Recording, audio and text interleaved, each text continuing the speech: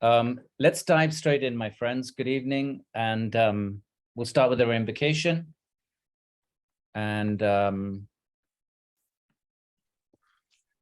do we do this? And remember our teachers. Remember who we are, which is basically nothing, insignificant little entities. And we seek guidance despite our pride and our posturing. We're just fumbling about hopelessly and usually miserably. So we seek guidance, and in this workshop, we're going to surrender our dhimahi, our intelligences, to the Bhagavata Purana. I don't want to say too much. Usually I sort of give some context for the text, but then 20 minutes goes. And the context will come out as we proceed. What is a Purana? And this is a genre text, which is the most influential. This is what Hinduism is. We study these sutras and these philosophical texts, but typically only a tiny elite, scholastic elite in ancient India would have studied sutras. There would have been male brahmanas as well, as we'll see in one of our verses today, actually. So the Puranas are where Bhagavan graces all beings, human beings, but even the occasional animal. So everyone has access to the Purana. Everyone has access to Bhagavan. Everyone has access to Bhakti, to Yoga, to Jnana in this genre of texts. The other texts, as we will see just even today, are exclusivistic, scholastic, and elitist. So let's just remember our teachers and Ishvara. And our request is that our teachers and Ishvara guide our intelligences. And which really means that we can bracket our egos, because if our egos get in the way, then our intelligences are then clouded by our egos. Then how is Bhagavan going to manifest in a klishta ego that's overwhelmed by pride and posturing? So to receive the grace of the teachers and Bhagavan, then we have to be humble, and we submit ourselves. We really know nothing, and we're just hoping we can somehow do grace to this wonderful text. Om Ajnana Timirandasya Jnananjana Shalakaya Chakshor Unmilitam Yena Tasmai Shri Gurave Namaha. Namo Vishnu Padaya Krishna Prasthaya Bhutale Shrimati Bhakti Vedānta Swaminiti Namine Akanda Mandalakaram Yena Vyaptam Characharam Tat Padam Darshitam Yena Tasmai Shri Gurave Namaha. Sri Krishna Chaitanya Prabhur Nityananda Sri Advaita Gadadhara Shivasadi Gaura Bhakta Vrinda. Hey Krishna Karuna Sindhu Dinabandhu Jagat Pate Gopesha Gopika Kanta Radha Kanta Namostate Tapta Kanchana Gaurange Radhe Vrindavaneshwari Vrishabhanu Sute Devi Pranamami Hari Priye.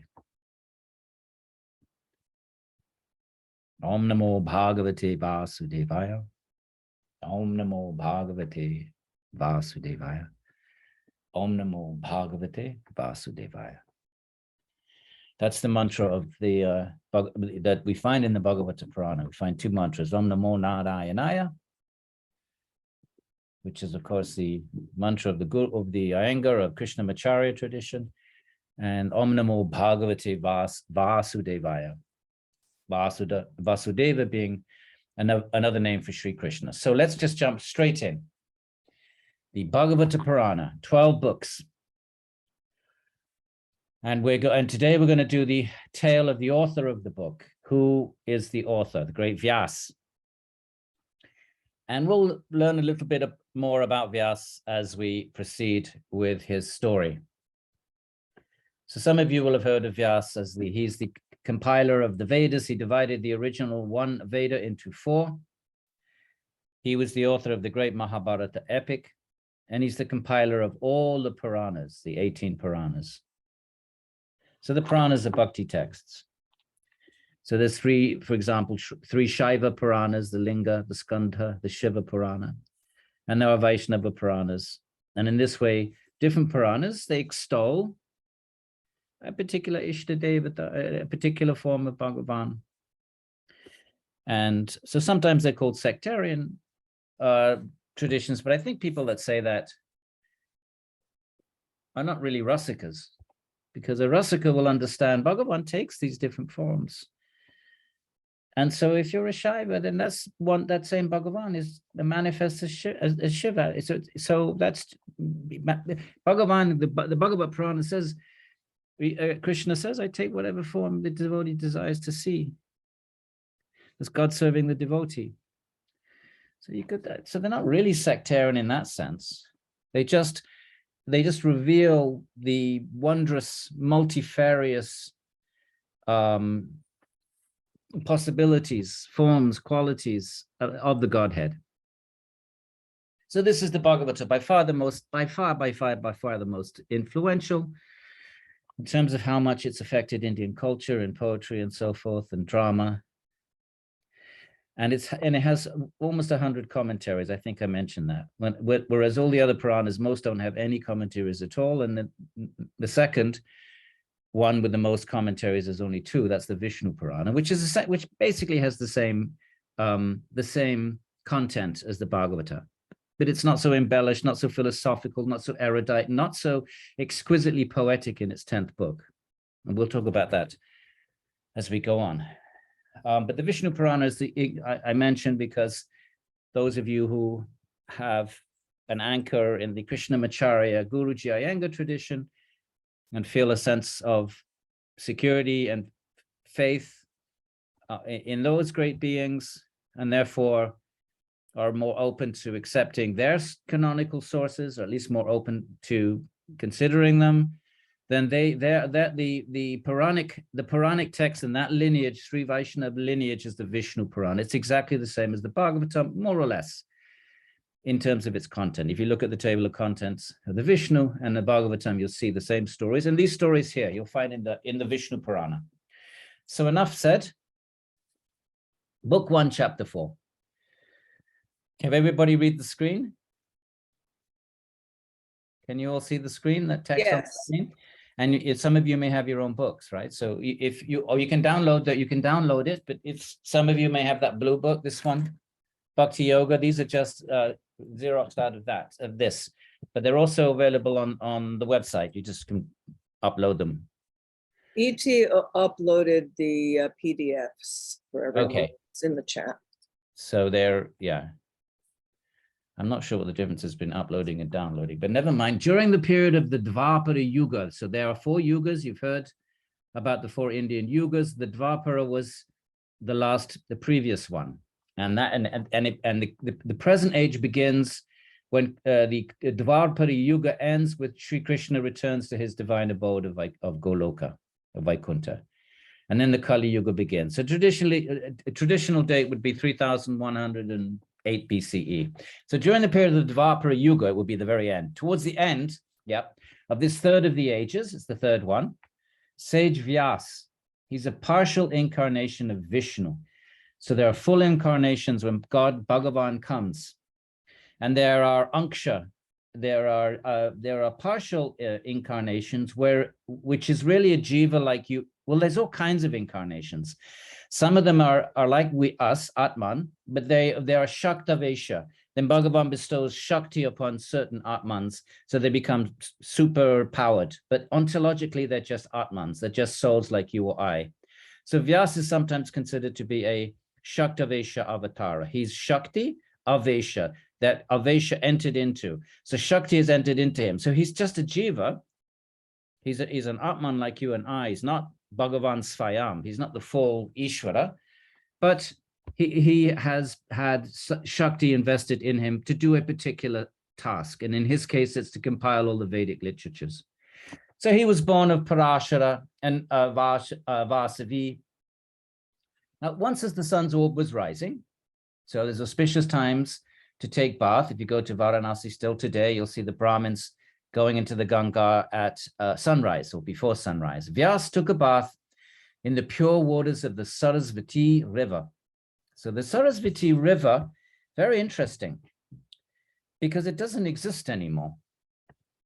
Tradition has it that they, when Allahabad's called Triveni, where the three rivers come together, well, actually only two come together, the Ganga and the Yamuna.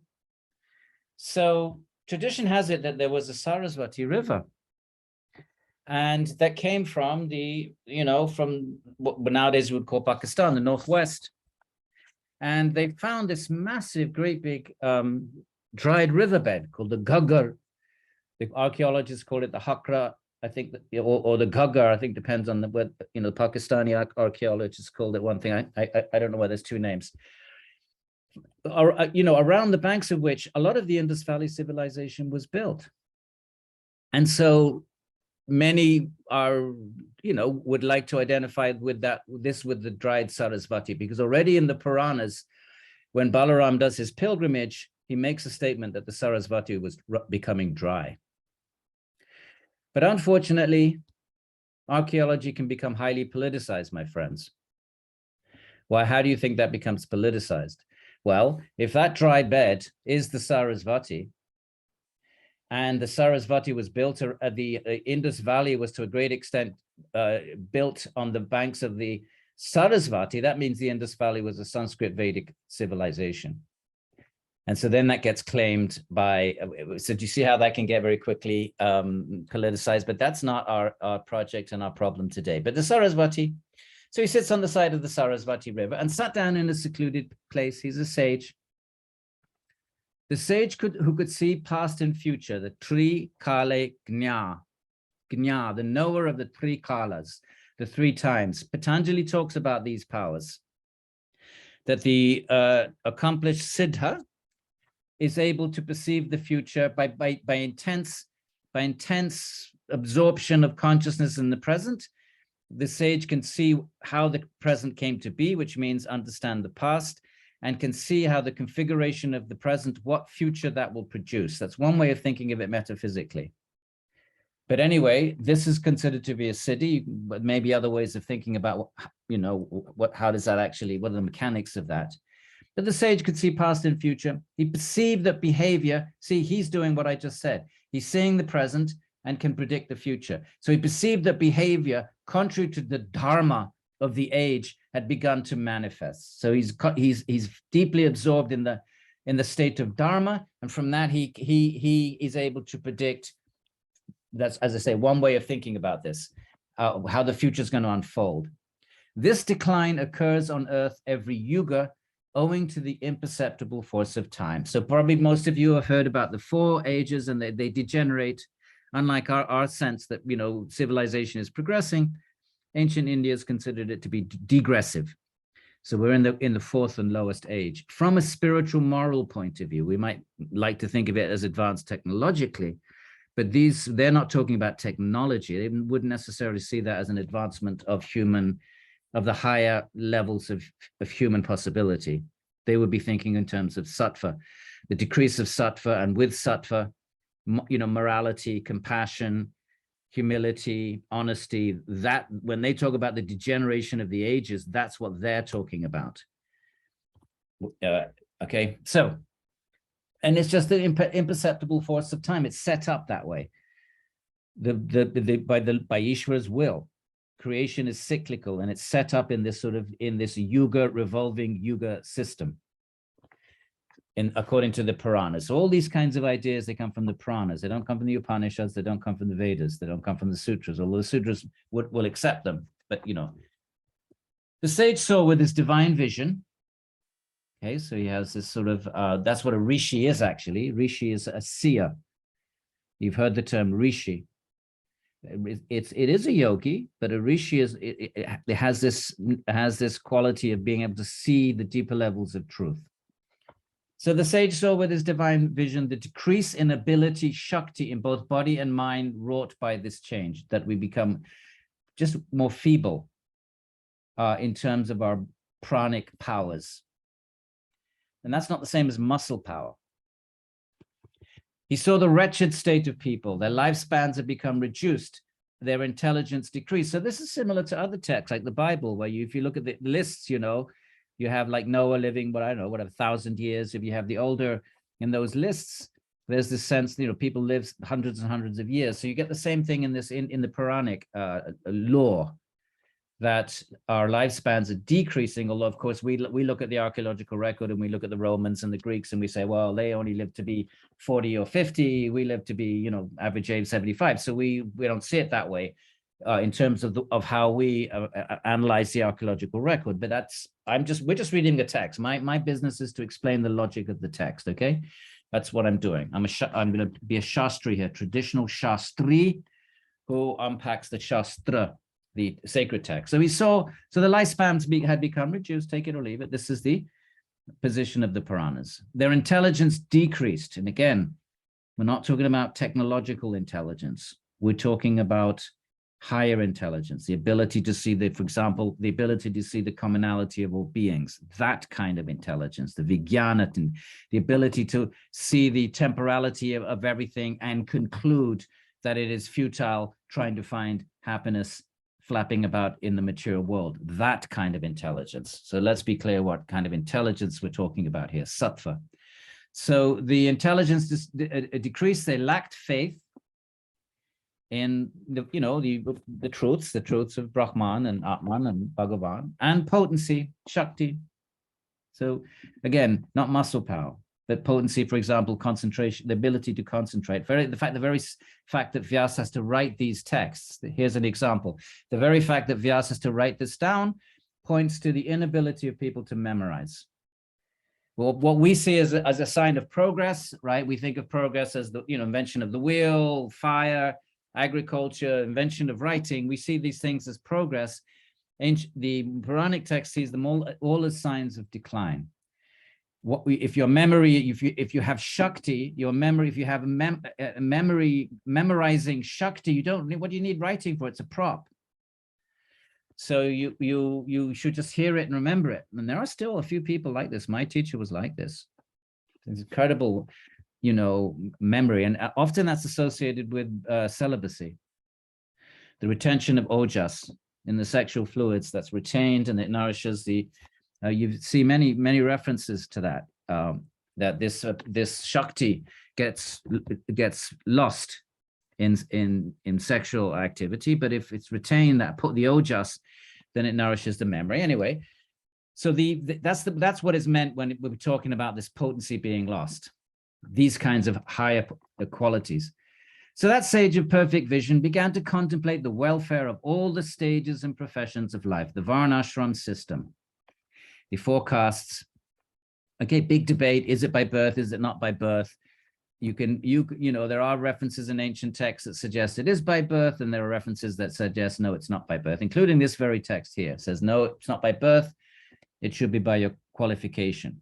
Never mind, we're not concerned with that. We're going to be reading this, we're mining this text for bhakti. At least that's what I do.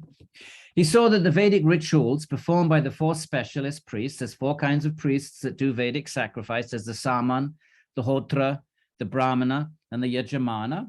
So the Vedic sacrifice has 4 priests, and they recite hymns from their respective Vedas. Each one is reared from childhood in memorizing a Veda, and along with the Veda comes a certain Brahmanas, certain Aranyakas, certain Upanishads. So each Veda has its, not just the Veda itself, but then the other 3 stratas that connected with that, with the white Yajur Veda or whatever it might be. So these are the 4 Hotris. So we saw that these Vedic rituals are purifying for people. They're not going to give you liberation. They're not going to give you bhakti. But if you do proper Vedic sacrifice, you become purified and probably get a good birth in the next life. And so for the propagation of sacrificial performance, he divided the one Veda into 4. Right, the very word Vyāsa is Vyāsa, the divider. That's the meaning of the name of this of sage Vyāsa. Okay, this is the story of Vyāsa over here. Vyāsa, to divide, to separate.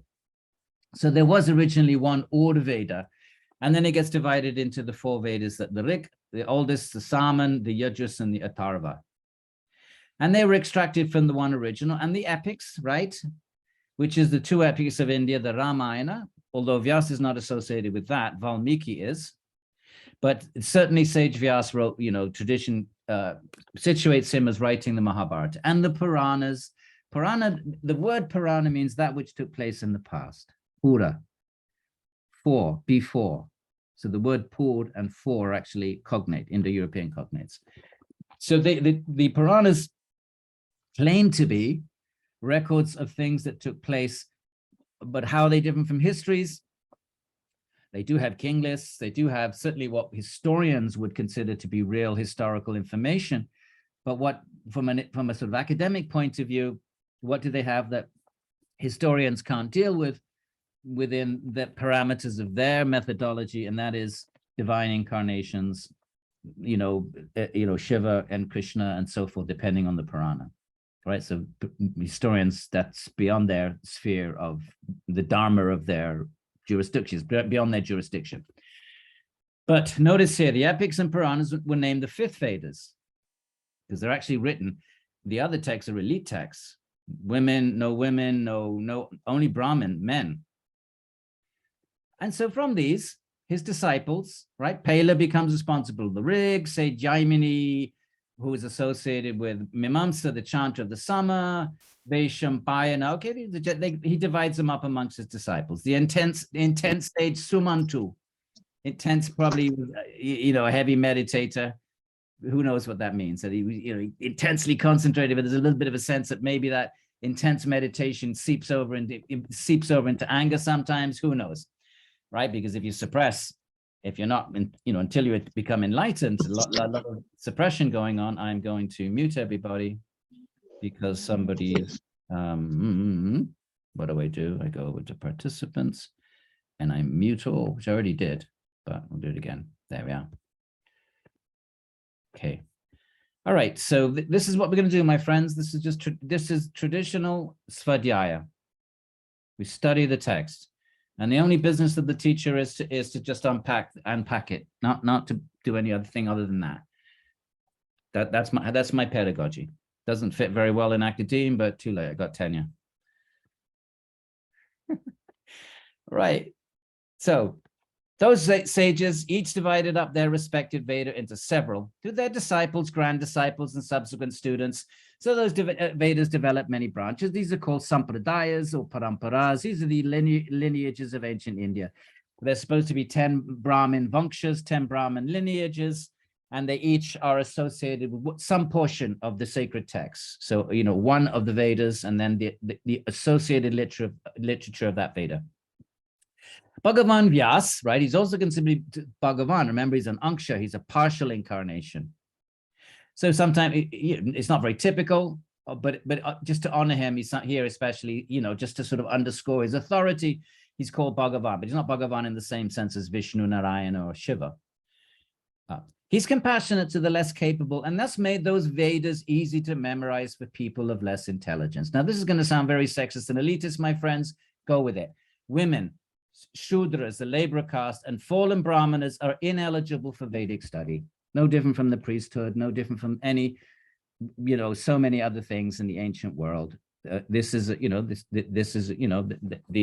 you're a woman or if you were not a Brahmin, any other caste, you couldn't study the Vedas. To this day, you still have, even today, the real Orthodox temples in India are male Brahmins. You might find women in some of the smaller, the Bhakti temples. That's different. Bhakti throws all that aside. But the old Vedic, the hardcore Vedic ritualists, it's only male Brahmins.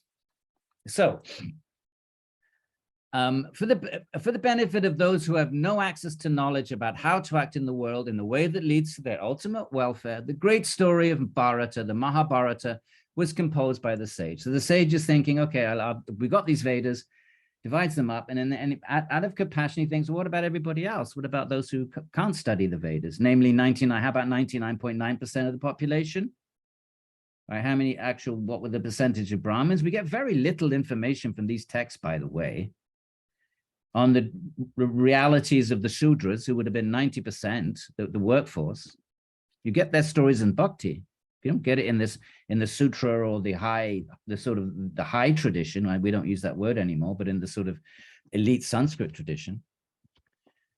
But that's the same everywhere in the world.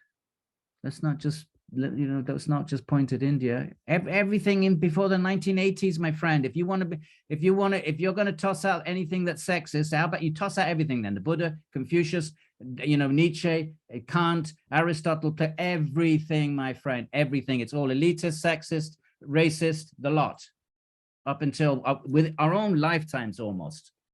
So let's just keep that in mind when we start, before we start, when we start sort of thinking this is all a bit sexist, and it is from a modern point of view, and it's changing.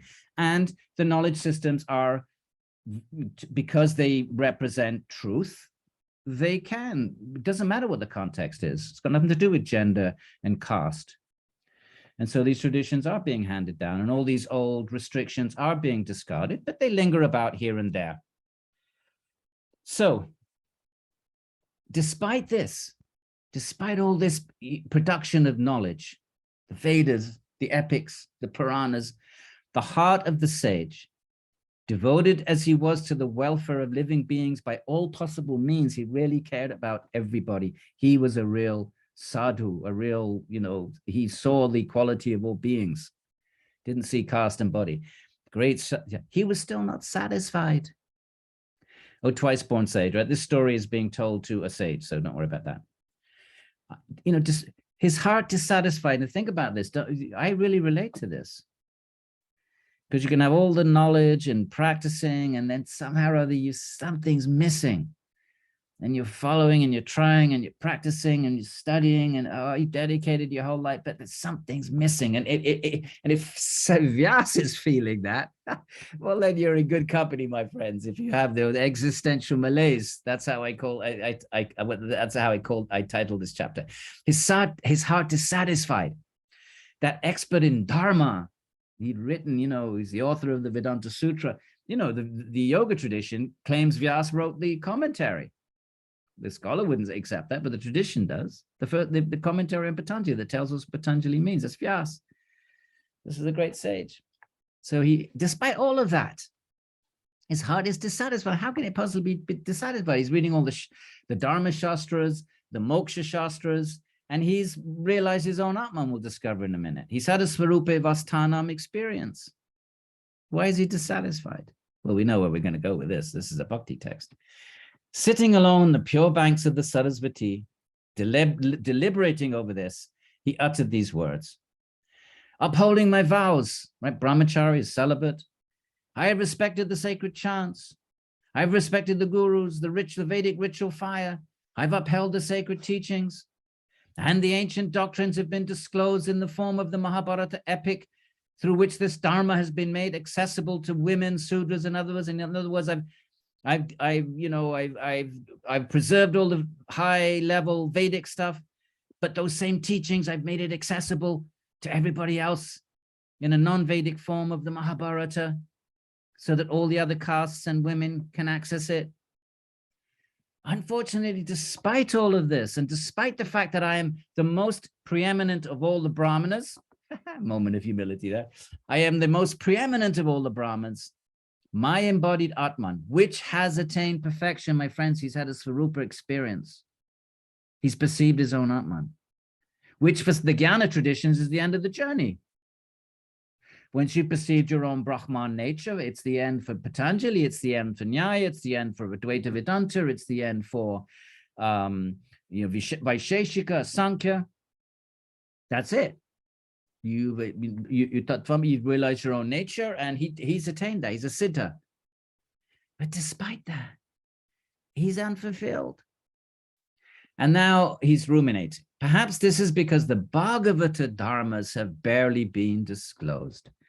I've written about Dharma. I've written about Vedic ritualism.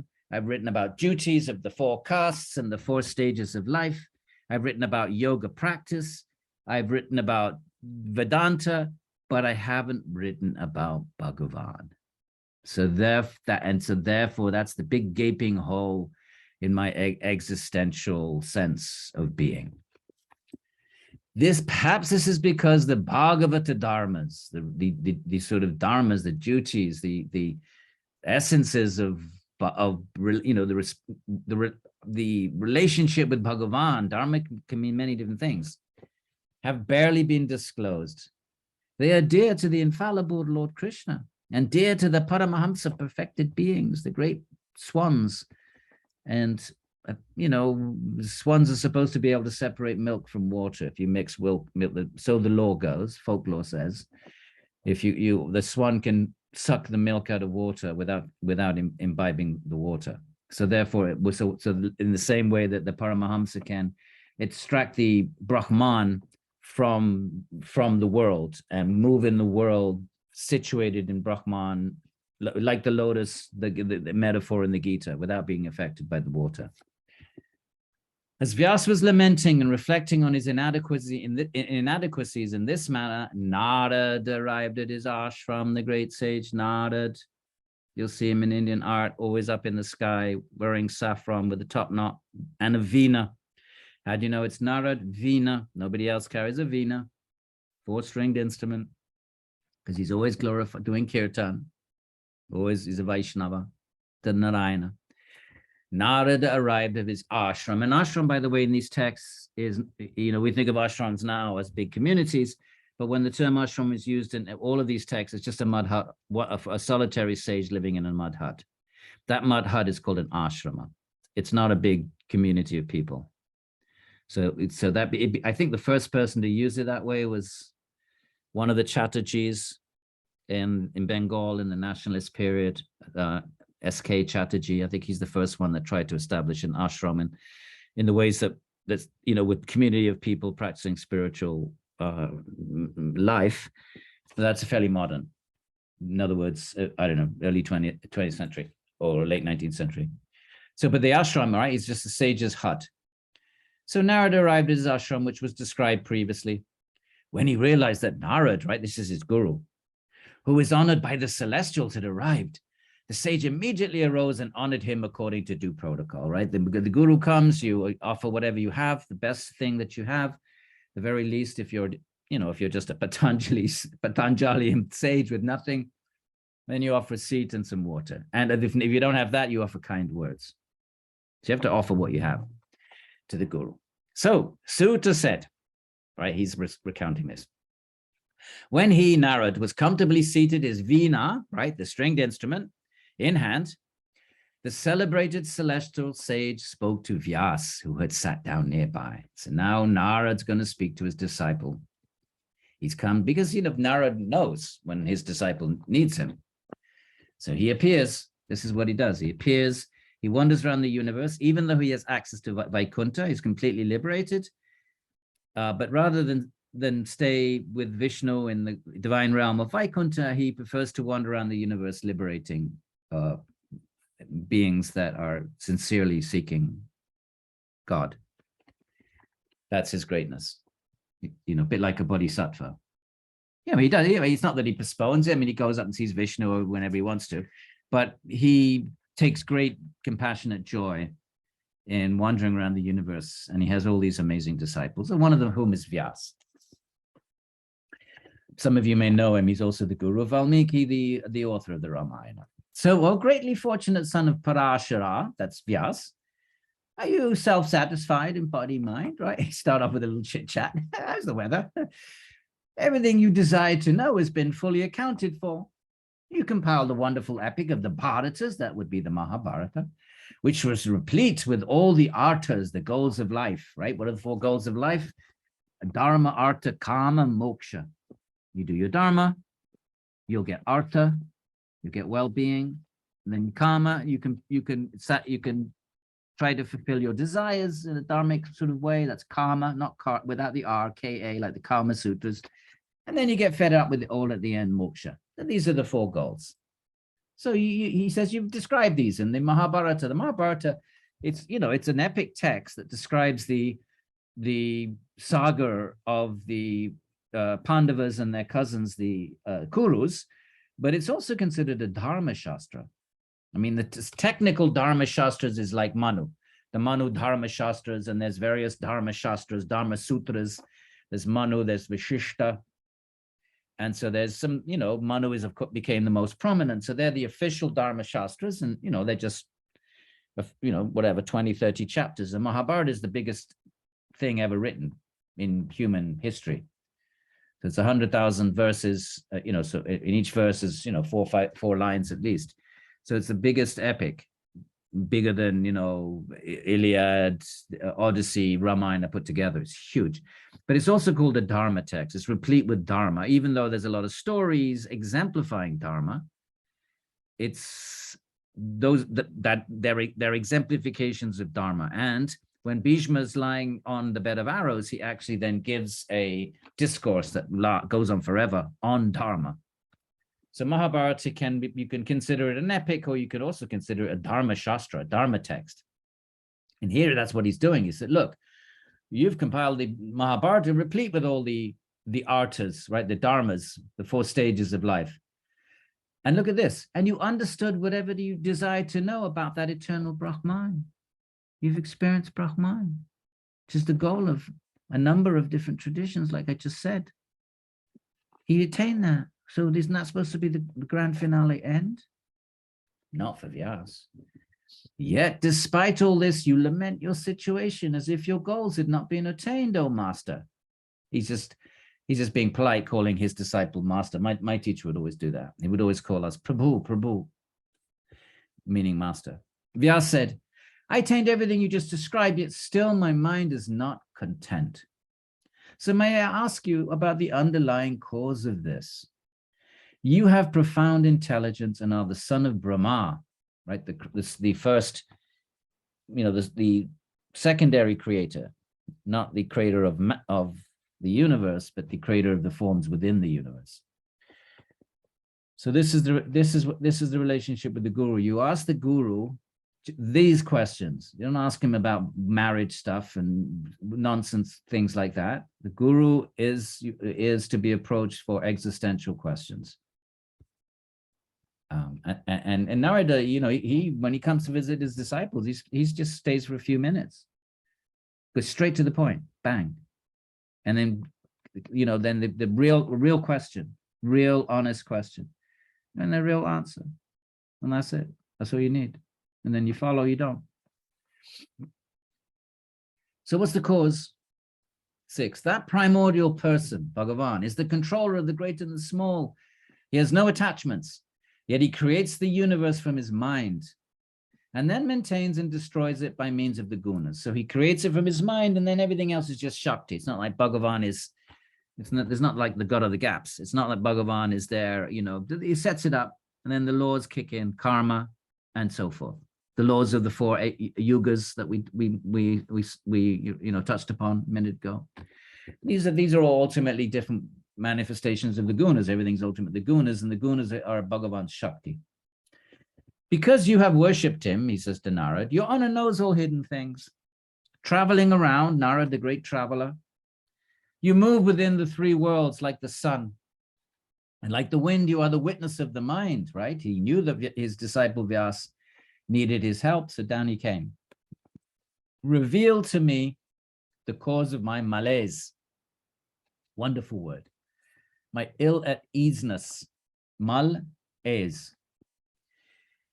Even though I am initiated in knowledge of the higher and lower Brahman, I know all about the higher Brahman, which is Atman, and the lower Brahman, things like Dharma and duties and all of that. That's the lower Brahman, and rituals. According to traditional teachings, I know all that, he says, but why am I having this existential angst? Another great word. Sri Nārada said, sir, for the most part, you have not described the pure glory of Bhagavan. I consider any philosophy which does not satisfy the Lord to be barren. You've described all these other things, but you haven't really focused on Bhagavan. And therefore, and that's the reason for your malaise. You've actually missed out the summum bonum, the grand finale, the, cause of everything and support of everything. You have not described the greatness of Vasudeva to the same extent that you've glorified the mundane goals of life. All these dharmas, righteous conduct, artha, material well-being, karma, right, the 4 goals we touched upon, satisfaction of desires, and moksha. Even moksha, it's lower, because moksha only takes you to your own Atman. It doesn't take you to Bhagavan, according to the Bhagavata way of thinking, point of view. Atman is just a tiny spark. This is not Advaita Vedanta. This is a Bhagavata Vedanta. The glory of Hari purifies the world. Those who dwell in the lovely abode of Krishna Bhakti do not find those words which do not describe the glory of Hari attractive. Anything which doesn't somehow connect us to Hari, then bhaktas just get frustrated and do not find that attractive, somehow find that barren. Even grand philosophy, grand moksha discourse, grand Vedantic, Atman, Brahman, ruminations, it's all dry and barren if they don't end up describing the glory of Bhagavan. Even if they're replete with literary embellishment, meaning beautiful poetic, like the Bhagavatam itself is beautiful poetic. Embellishment means poetic niceties like onomatopoeia, like rhythm, like and so forth, metaphors and implied meanings and all of this, which makes a poetry. According, Indian tradition has very, very sophisticated poetic traditions, and it has its conventions as what constitutes good poetry. So the implied meaning is more sophisticated than, if you have implied meaning in your poetry rather than explicit meaning. That will be one example of poetic excellence. Just as the swans from the celestial Manasa lake, in the celestial realm, there's this lake called the Manasa lake. The swans there, they don't dwell in the ponds frequented by crows. That's a little bit of a, so therefore bhaktas, they're not interested in any other kind of literature if it doesn't contain the glories, the beauties, the wonders, the leelas, the activities of Sri Bhagavan. But that composition that does contain the sacred names denoting the glory of the unlimited Lord, that composition destroys the sins of the people, the kleshas, Patanjali would call them, even if every verse is improperly composed. So even if you don't know how to write, but if you're writing about Bhagavan, then your writing purifies and touches the heart. Saints hear, recite, and glorify these names. Look at this, my friends. This is going to be repeated so many times throughout the Bhagavatam. He really wants to make this point. The realization of the Atman is not the grand finale end of the journey. There's a greater Atman, and it's distinct. You can call it dualism if you want, but it's not really dualistic, because in one sense, everything is Bhagavan. But within that oneness, there are distinctions, eternal distinctions. So even pure knowledge of the Atman, free of desire, does not illuminate if devoid of love of achyuta, the infallible Lord. So you can take it or leave it. This is the position of Bhagavatam. Even if you realize your own Atman, at some point you're going to become frustrated. That's something, if not frustrated, you're going to experience this existential malaise that Vyāsa does. There's going to be something missing, even if you've transcended desire, you've gone beyond suffering, and you've had an experience of your own blissful svarupa. At some point, even though that might be wondrous for a while, at some point you're going to end up, you're going to be feeling something's missing. Take it or leave it. That's the Bhagavata position. A great soul, you have infallible vision, your reputation is spotless, right? Greatest of Brahmins. You adhere to truth and you're true to your vows, celibacy, etc., the yamas. Recall, by means of samadhi vision, the activities of Krishna who frees one from all bondage. Bring Krishna back into your mind. You've spent too much time, you got sidetracked. Benevolently, you're trying to help everybody. You wrote all these texts, but in the course of, I relate to this so much, my friends. You think you're doing service, you enter academia, you write all this stuff, and in your mind, this is all, trying to help everybody, you're trying to spread the teachings. But if you're a bhakta and you slip away from the focus on Bhagavan, you end up exactly like Vyāsa, existential malaise, asking the same very overlapping questions. I'm doing everything right, I'm following this, I'm doing that. Why am I still depressed? Essentially, he was depressed. So it can be, so anyway, I personally really relate to this story, I have to say, having dedicated so many, my whole life to intense kind of academic study, but all moksha related. It's all related to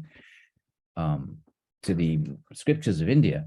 But all right, let's keep going. So unfortunately, desiring to speak of other unrelated things, your focus became distracted away from Krishna.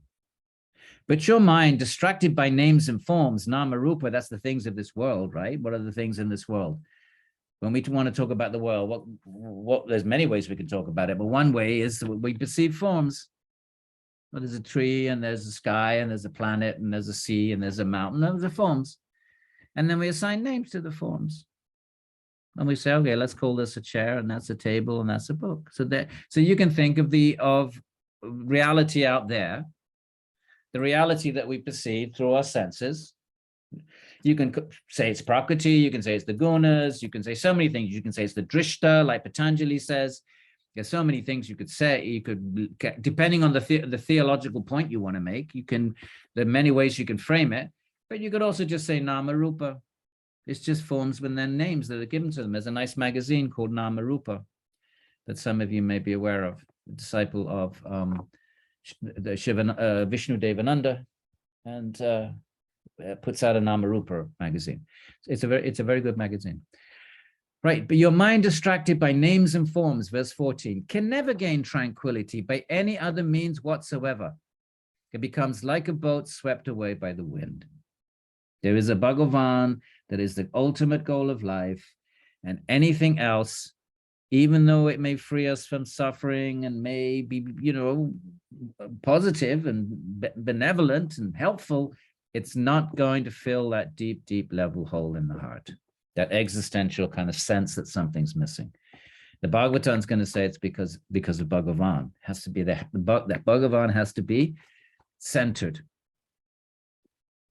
So, and he says, you've made a serious oversight in teaching things in the name of Dharma that are detrimental to people who are by nature inclined to fulfilling desires. He's saying you haven't really helped them spiritually. Fair enough, you've given them all this Dharma. So if they follow it, at least they won't, they won't get bad births. They'll, if you follow Dharma and if you satisfy your desires in dharmic ways, okay, you make good karma, and so you get a good birth, and you maybe get the celestial realm, but you haven't really helped them, the Atman. So you've made a serious oversight in teaching things in the name of Dharma. All this Dharma, it's kind of mundane. Better than non-Dharma, but it's not the real goal. So you've made a serious oversight in teaching things in the name of Dharma that are detrimental to people who are by nature inclined to fulfilling desires. We're all born, that's why we're born. Why do we take birth? Because when we still had desires in our last life, so we come back with those desires to fulfill them. Anyone taking birth is taken birth because they have desires, so they're already inclined towards desires, not just inclined, but utterly imbued with desires. So how have you helped him? And most people will think, says Nārada, that which has been uttered by the great Vyāsa is authorized Dharma.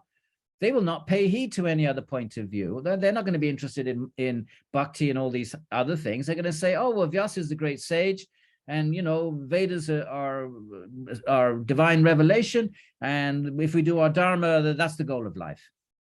People are going to, and they're going to quote you.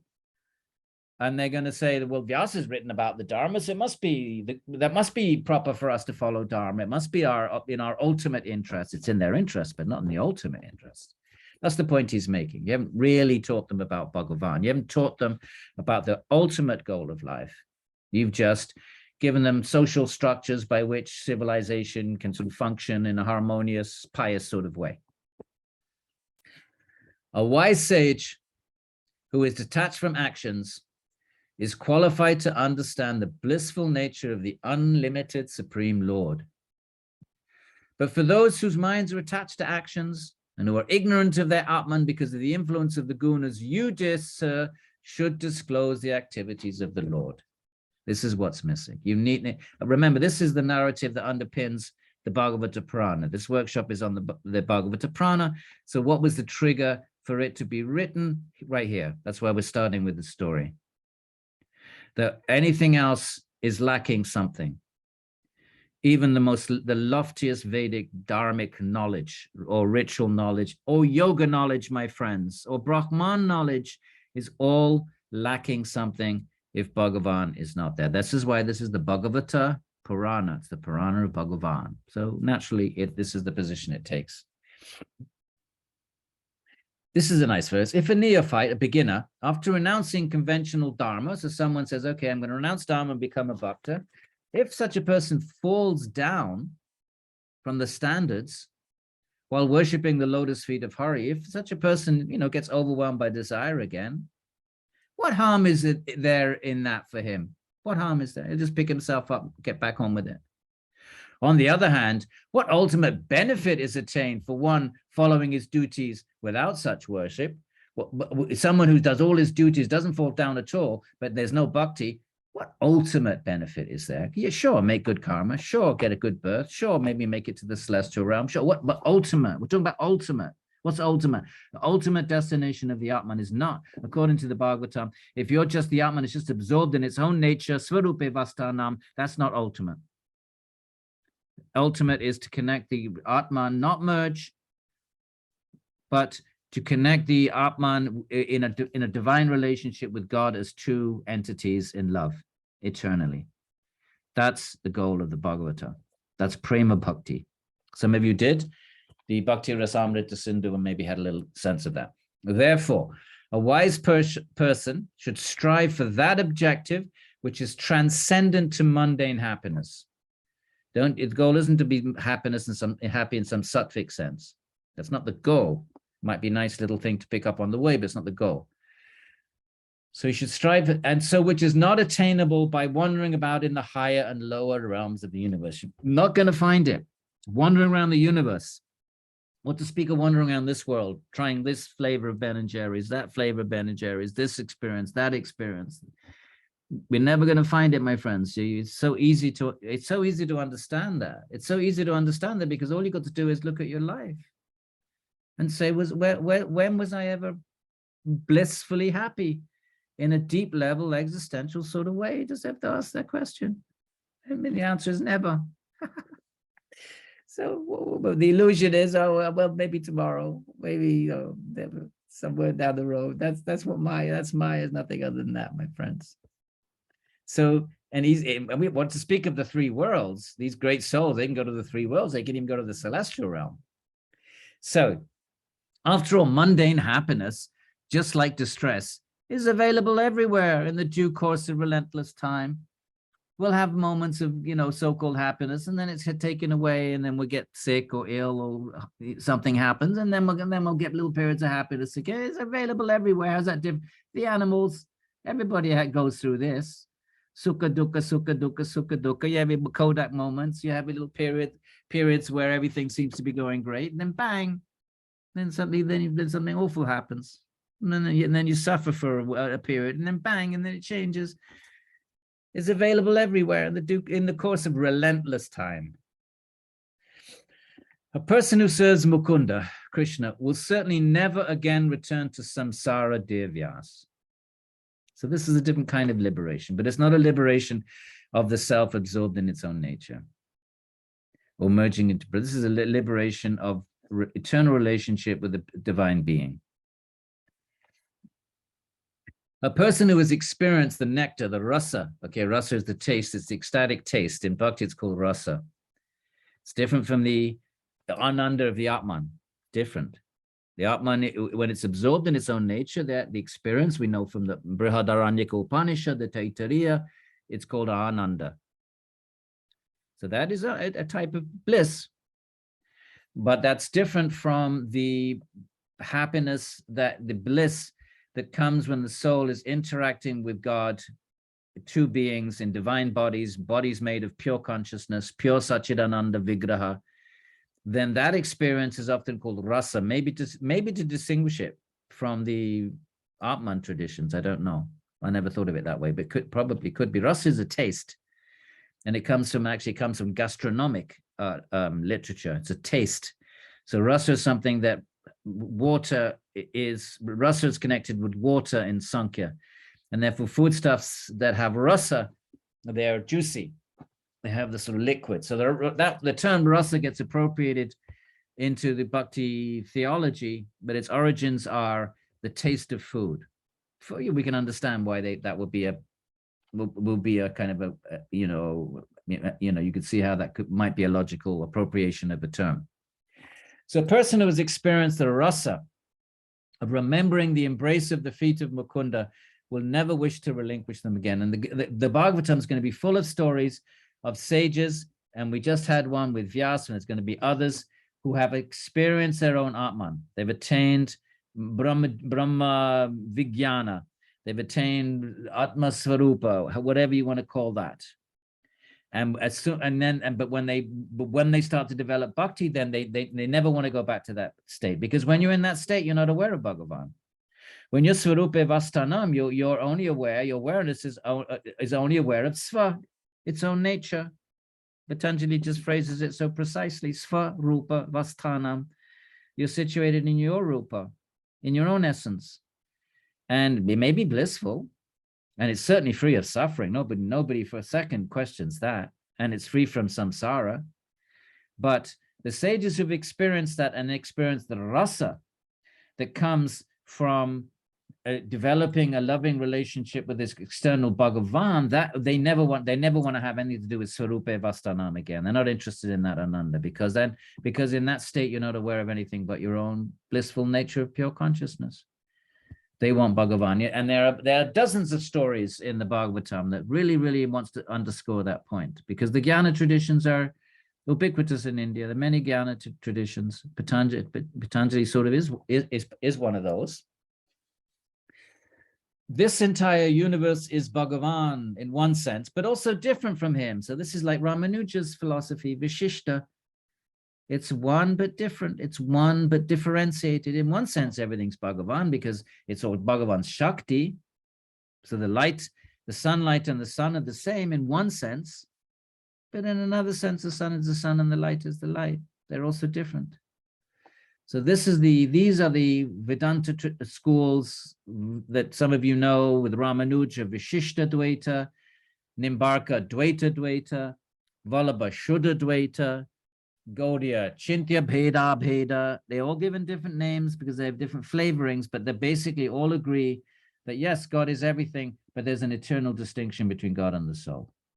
And that position then is different from the one of Advaita Vedanta, where ultimately everything dissolves into Brahman in the grand finale. There are no dualities at all in the paramarthika and the ultimate highest state. So there are different traditions that offer different visions of the end and of the goal. And I for me, they're all true. I don't think we should try to make them out to be saying the same thing. They're not saying the same thing, my friends. Why do we want them to say the same thing? Why can't we just accept that there are different options? Eternal, real options, not illusory, not superimpositionary. If you want Sarupa of your own bliss of your own nature, you can have that. If you want the bliss of merging into Brahman, you can have that. If you want the bliss of a relationship with Bhagavan, you can have that. These are all options. No need to try to fit everything into one way of thinking. Let them all be facets of the ultimate absolute. So anyway, the Bhagavatam right here, it says the universe is Bhagavan in one sense, but also different. Okay, so if you study Ramanuja, it'll say precisely that. From him, creation, maintenance, and dissolution of the universe occurs. And that's classic Vedānta Sutra. That's the definition of Brahman. The second sutra of the Brahma Sutras, of the Vedanta Sutra, Janmadhyasya yataha. What is Brahman? Brahman is that from creation, from which creation, maintenance, and destruction come. So when the Bhagavatam is saying things like this, it's consciously and purposefully appropriating the Vedanta Sutra. So from him, creation, maintenance, and dissolution of the universe occurs. You, of course, know all this. Of course he does. He wrote the Vedanta Sutra, Nārada is saying. But sometimes you write things and you know it in a theoretical sort of way, in a jnana sort of way, but that you haven't really vijnana, you haven't really deeply perceived that. You haven't perceived it. I'm sure we all have, I bet you we all have that experience, right? You read something and you've read it 100 times before in the Gita, whatever it is. And then one day it just reveals itself. And all of a sudden you see it. That's Vijnana, but Vijnana is different from Jnana. Jnana is, you know it, you know what the words mean. Okay, yes, Atman and whatever, the world is temporary. Desire is frustrating. But then when you actually see it, you experience it, it's visceral, then that's called Vijnana. It's a different sort of thing. So, okay, you of course know this, but still I've indicated just as much as an illustration for what you must now describe. Now you've done all this other stuff, you're not fulfilled, now get to work describing the wonderful Leelas of Krishna, and that's what the Bhagavata Purana is. In the 10th book, the first 9 books are just to prepare the reader to encounter Bhagavan in the 10th book. So the first 9 books give us role models. They give us, they teach us the path of Bhakti, the Bhakti Rasamrita Sindhu. Do you remember? It was basically verses from the Bhagavatam. So the verses on Bhakti and, great role models and the name, the power of the name, the dangers of desire. And we'll be looking at some of the stories. But they're just sort of training us, preparing us, molding our minds so that when we encounter Bhagavan in the 10th book, we have a better chance of understanding what's going on in the 10th. So, O infallible seer, says Narada to Vyāsa, you should describe in detail the wonderful glories of the Supreme Being. You yourself know that you are a partial incarnation, Kala, also known as Anksha, of the Supreme Person and highest soul. Although unborn, he has taken birth for the welfare of the world, Sri Krishna. It is this, the description of the qualities of the Lord, that has been described by poets, sages, the rishis, the kavis, as the eternal goal of a person's charity, knowledge, recital of Vedic hymns, performance of ritual sacrifice, hearing from sacred texts, austerities. The goal is Bhagavan. I mean, Patanjali takes us, it's there. It's very, very underdeveloped. And then finally, the goal in Patanjali isn't actually Ishvara. The goal is Swarupa. So, so the Bhagavatam is going to absolutely think that that's also incomplete by the same logic, but for the same reasons that Narada is telling Vyasa that his great output of knowledge is incomplete. It hasn't taken him. Patanjali has Ishvara. It doesn't take us to Ishvara. Ishvara is just a sort of functional entity that comes as the sound Om, and you fix your mind on it, and then you realize your Swarupa. There's no information about Ishvara whatsoever. Okay, he's the guru of the ancients. Thanks, right? Fine, he's omniscient. He's, maybe that's as minimalistic as you could possibly get. This is going to be full and utter description of that Ishvara, this text in the 10th book. So there's Narada. Okay, off he goes. Like the guru is not going to sit around and chatter. He imparts, he sees the disciple needs his help. He appears and this provides a spiritual guidance, gives the instruction, goes, that's it. You do, you don't, that's up to you. That's the real guru. Shaunika said, after Narada departed, O Sutta, what did the great esteemed Vyāsa, also known as Badarayana, what did he do after hearing a suggestion? The Sutta said, on the west bank of the Sarasvati, right? We just described that river, which is in modern day, the dried bed is Pakistan and, Punjab, which is partly in Pakistan, partly in India. With Punjab is the Panch up, the place of the 5 rivers, the Pancha up. So on the west bank of the Sarasvati, right, the Vati of the bearer of streams, Saras is a stream and Vati means to bear. The river sacred to the Brahmanas, so it was actually more auspicious. The Sarasvati is very auspicious. It went dry. And I think there's reference to it saying it went dry because of the Kali Yuga, because of the age, the impiety of the age, and Sarasvati just went. She just left the planet. Left behind her, just the dried riverbed. So There is a hermitage. Remember, the ashram is just a little place known as Shamya Prasa, which is a conducive place for the sages to perform sacrifices. If you want to do your Vedic sacrifices, I mean, obviously that's not the, then it's a good place to do it. Your benefit from the sacrifice will be multiplied. Vyasa seated himself there. In other words, he's not going to do Vedic sacrifices, but it's an auspicious place. Many sacrifices have been performed there. Mantras are, been uttered there. So it's kind of like, it's been purified. So he seated himself there in his ashrama, surrounded by a grove of jujuba trees, consecrated himself with water, and he began to concentrate his mind. Now he's going to do kind of a Patanjalian type Chitta Vritti Nirodha practice, but focused on Krishna, Ishvara Pranidhana. His mind had been completely purified by the practice of Bhakti Yoga. When it was in a state of full concentration, Vyasa had a vision of Krishna, the perfect person, along with his Maya power, which is his assistant. So he, just like in the regular yoga system, if you concentrate, you can have a vision of your own Atman, Swarupe Vastanam, right? Yogas Chitta Vritti Nirodha Tada Drashtu Swarupe Vastanam. What do you get when you do Chitta Vritti Nirodha Tada? Then what happens? Drashtuhu. Of this seer, Drashtuhu Sarupe Vastanam. There is an experience of your own consciousness. Bhakti is the same, except you can't, in Patanjali, you can do it by sheer willpower, not Bhakti. You can't force Bhagavan to appear, because then you would have power over Bhagavan. Then Bhagavan wouldn't be the supreme, the being, because you could just go into a state of concentration and force, and then Bhagavan has to, like calling a dog or something. No, Atman, you can do that.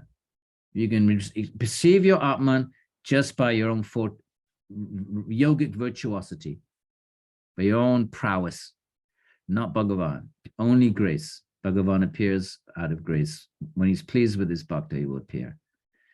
So therefore, it's, the pranidhana element is much, much more stressed if you want to have a vision of Bhagavan. So there. He's concentrating, but, Krishna appears to him because he's a great sage and a great bhakta. Although the jiva is transcendent, it is bewildered by that maya and considers himself to be a product of the three gunas. We think we are these body minds, right? This is avidya. How does Patanjali, what does he say? He says, avidya. What's avidya? It's dukkha, it's anitya, dukkha. What does he say? Dukkha anitya, it's the dukkha anitya something.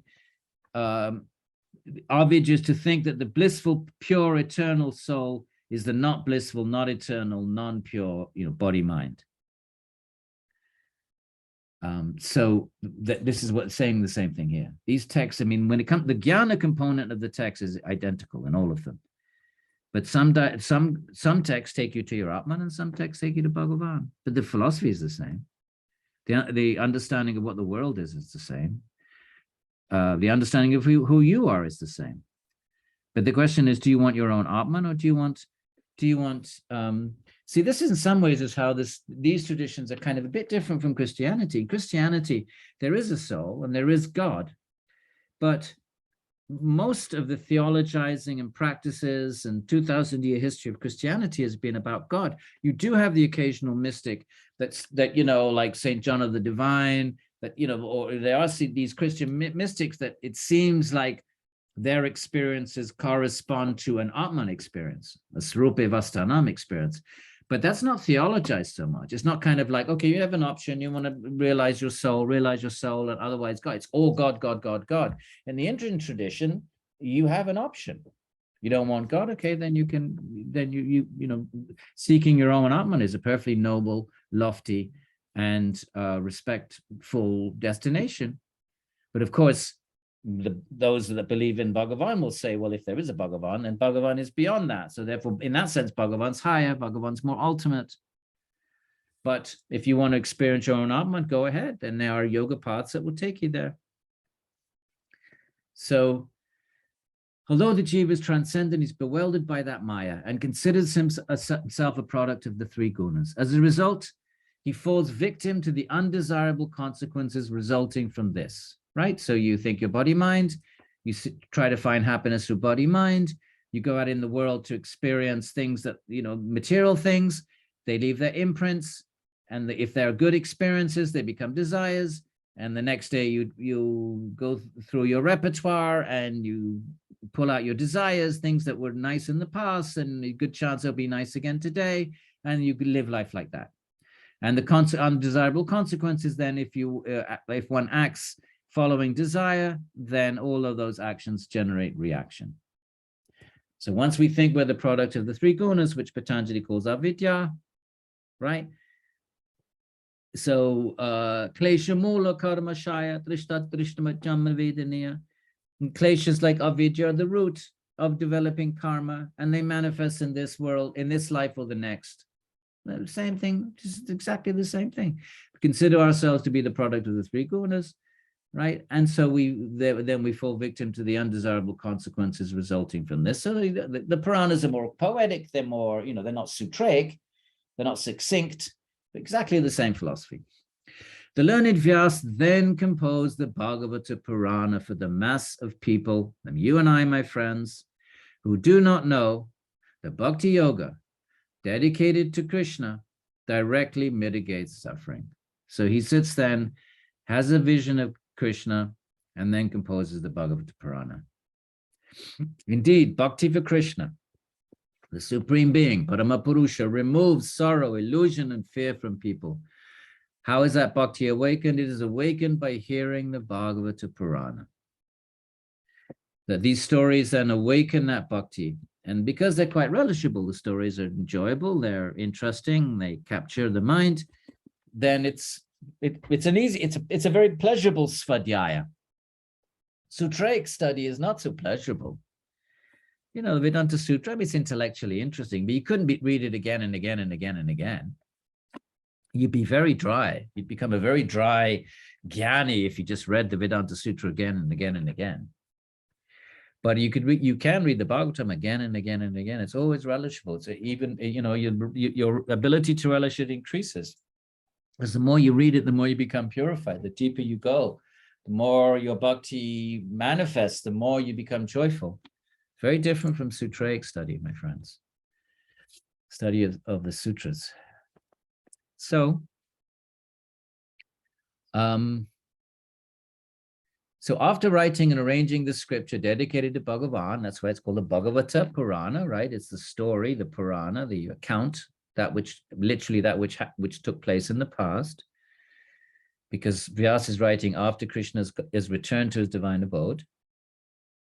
So after writing it, the sage instructed it to his son Shuka, who was absorbed in renunciation. And we'll read Shuka's story next week, the great sage Shuka. Here we have another example. We've already had one. We're going to see this again and again and again. The sage Shuka was absorbed in renunciation and indifferent to everything else. He was immersed in the bliss of his own Atman. Finished. Isn't that supposed to be the grand finale end? And Shaunak is saying the same thing. So why would he have undertaken the study of the huge literature? He realized your own Atman, you don't need to do anything else. You don't need to study literature anymore. You've got all you want to do is remain absorbed in the bliss of your own Atman, unless you have compassion for other beings, and you might wonder about them like Nārada does and try to enlighten them. But why would you undertake the study? Or you study something means you don't know about that thing. If you've attained perfection, what is there left to know? Even the Upanishads say that. We were reading it just the other day. Once you've attained the Atman, you've attained all there is to know. So why would you study then? You only study to learn something you don't know. So that's the question by Shaunaka. So say it to Shaunaka. And Shaunaka replied, the fact that sages... Oh, there's a mistake here. So I've got Shaunaka said and Shaunaka replied. That must be a mistake. So it's too late. It's out there.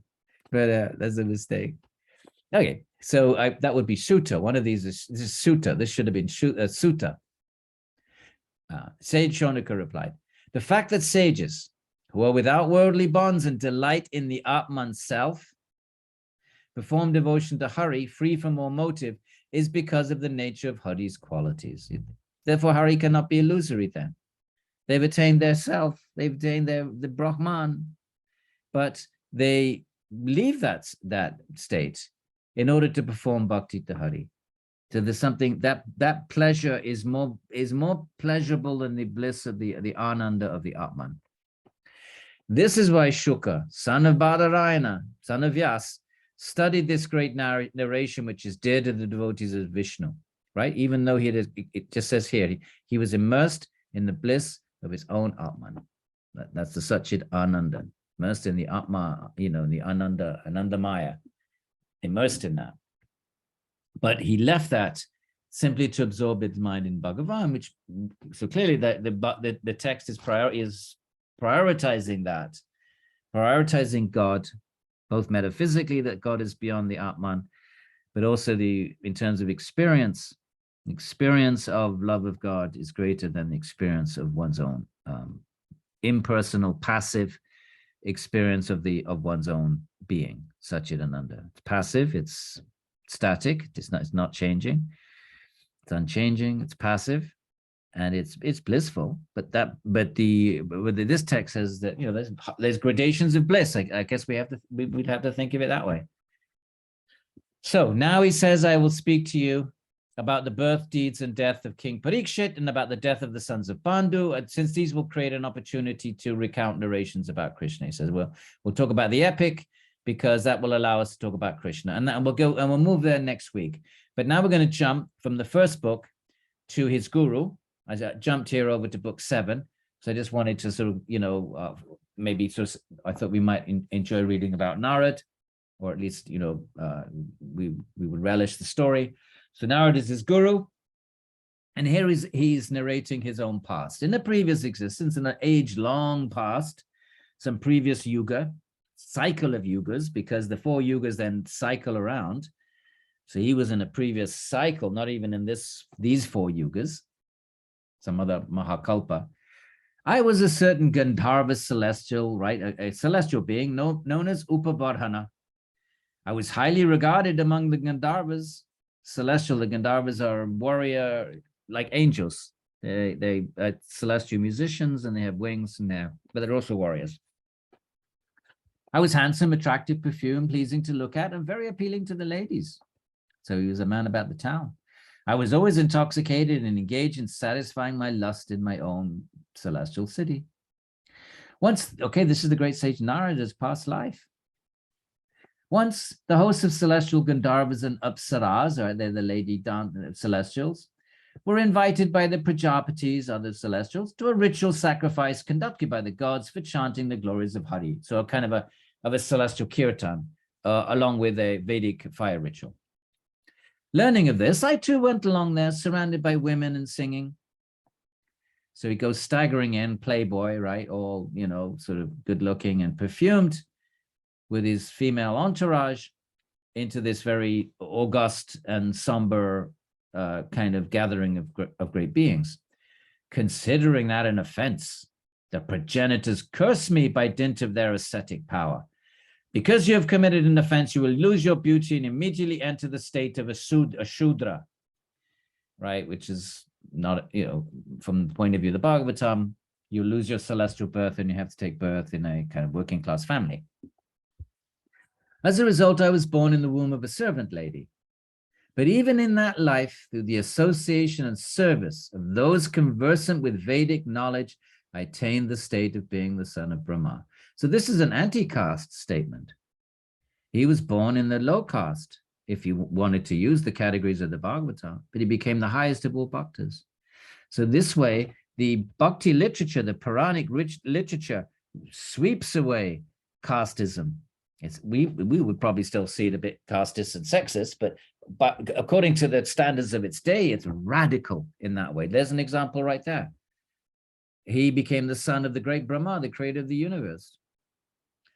And then he goes on. So we kind of jump. I had to put this story together from book 7, chapter 15, And then the other part of it was book 1, chapter 5. So if it's a little bit, if the seam is a little bit ragged, that's why. So Nārada says, right now, the earlier episode, which is actually right after where we just left off. So this is his past life, but now this is his present life when, right before he the same life he visits Vyāsa when he was younger, when he was a boy. As for me, O sage, in a previous age, he's repeating it now. I was born in born of a certain maidservant to sages learned in the Vedas. So now we know when we get to book 7, we find out how it was that he took that birth. Right now we go back to where we were. Although I was only a boy, I was appointed to serve the yogis since they were planning to live together during the rainy season. Now, if you're a sadhu, you have to keep wandering around. You're not allowed to stay still because you don't want to get attached to anything. So that's where you got the rule that wandering mendicants cannot stay more than 3 days in one place. Because you'd be surprised. You could be wearing a loincloth, my friends, and all you own is a staff and a water pot, but you're sleeping under a tree. You get attached to that tree after 3 days.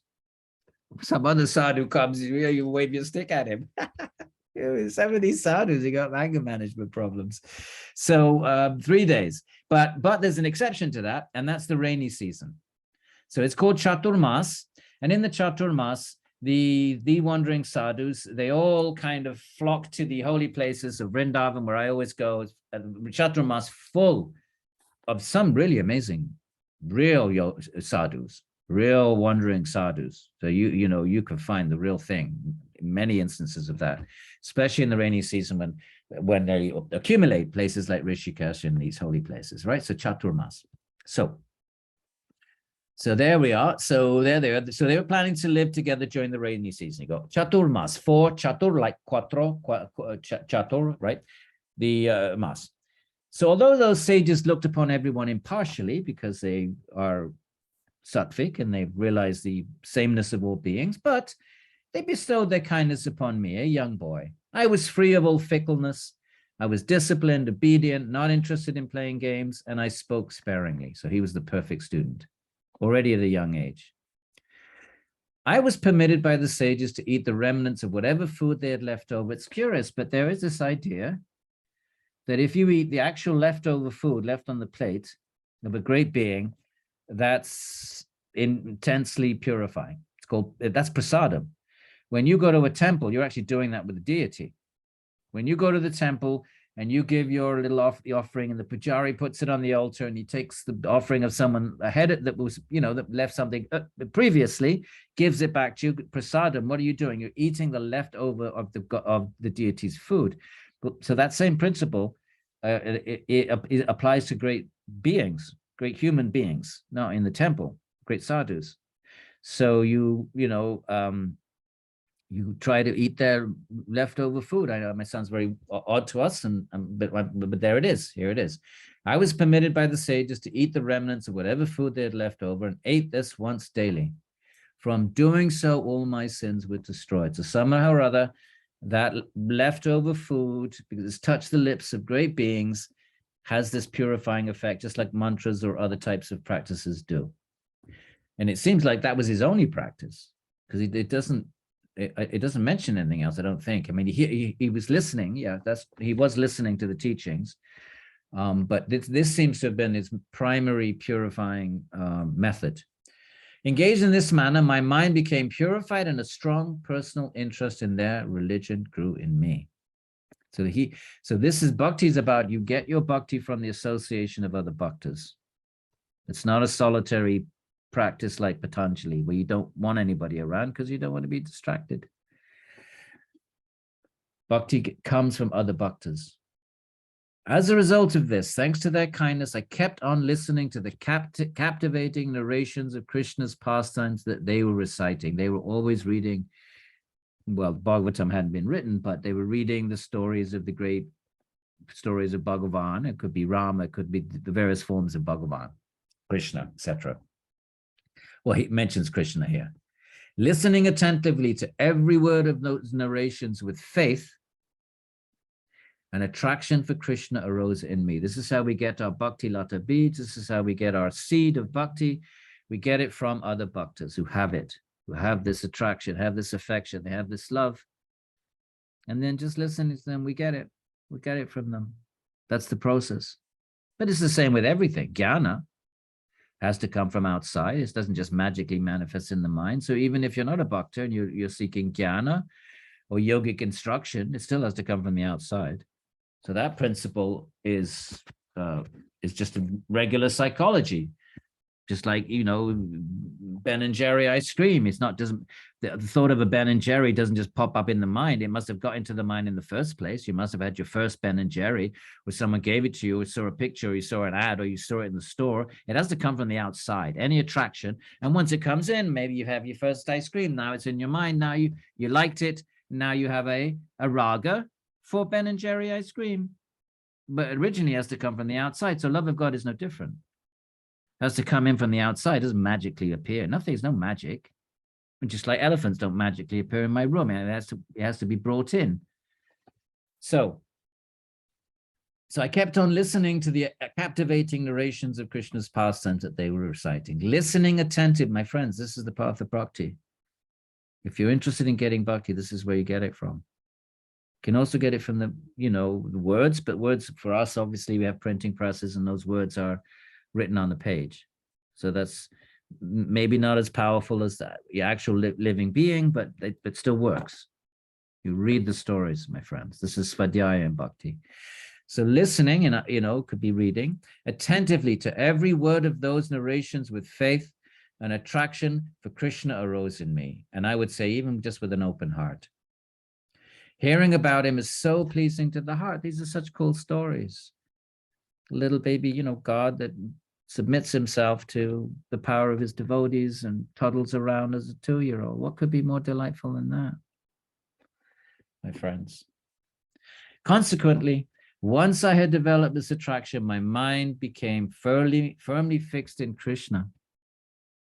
That attraction, it grows and grows and grows. Narratives about him are so satisfying, oh great sages.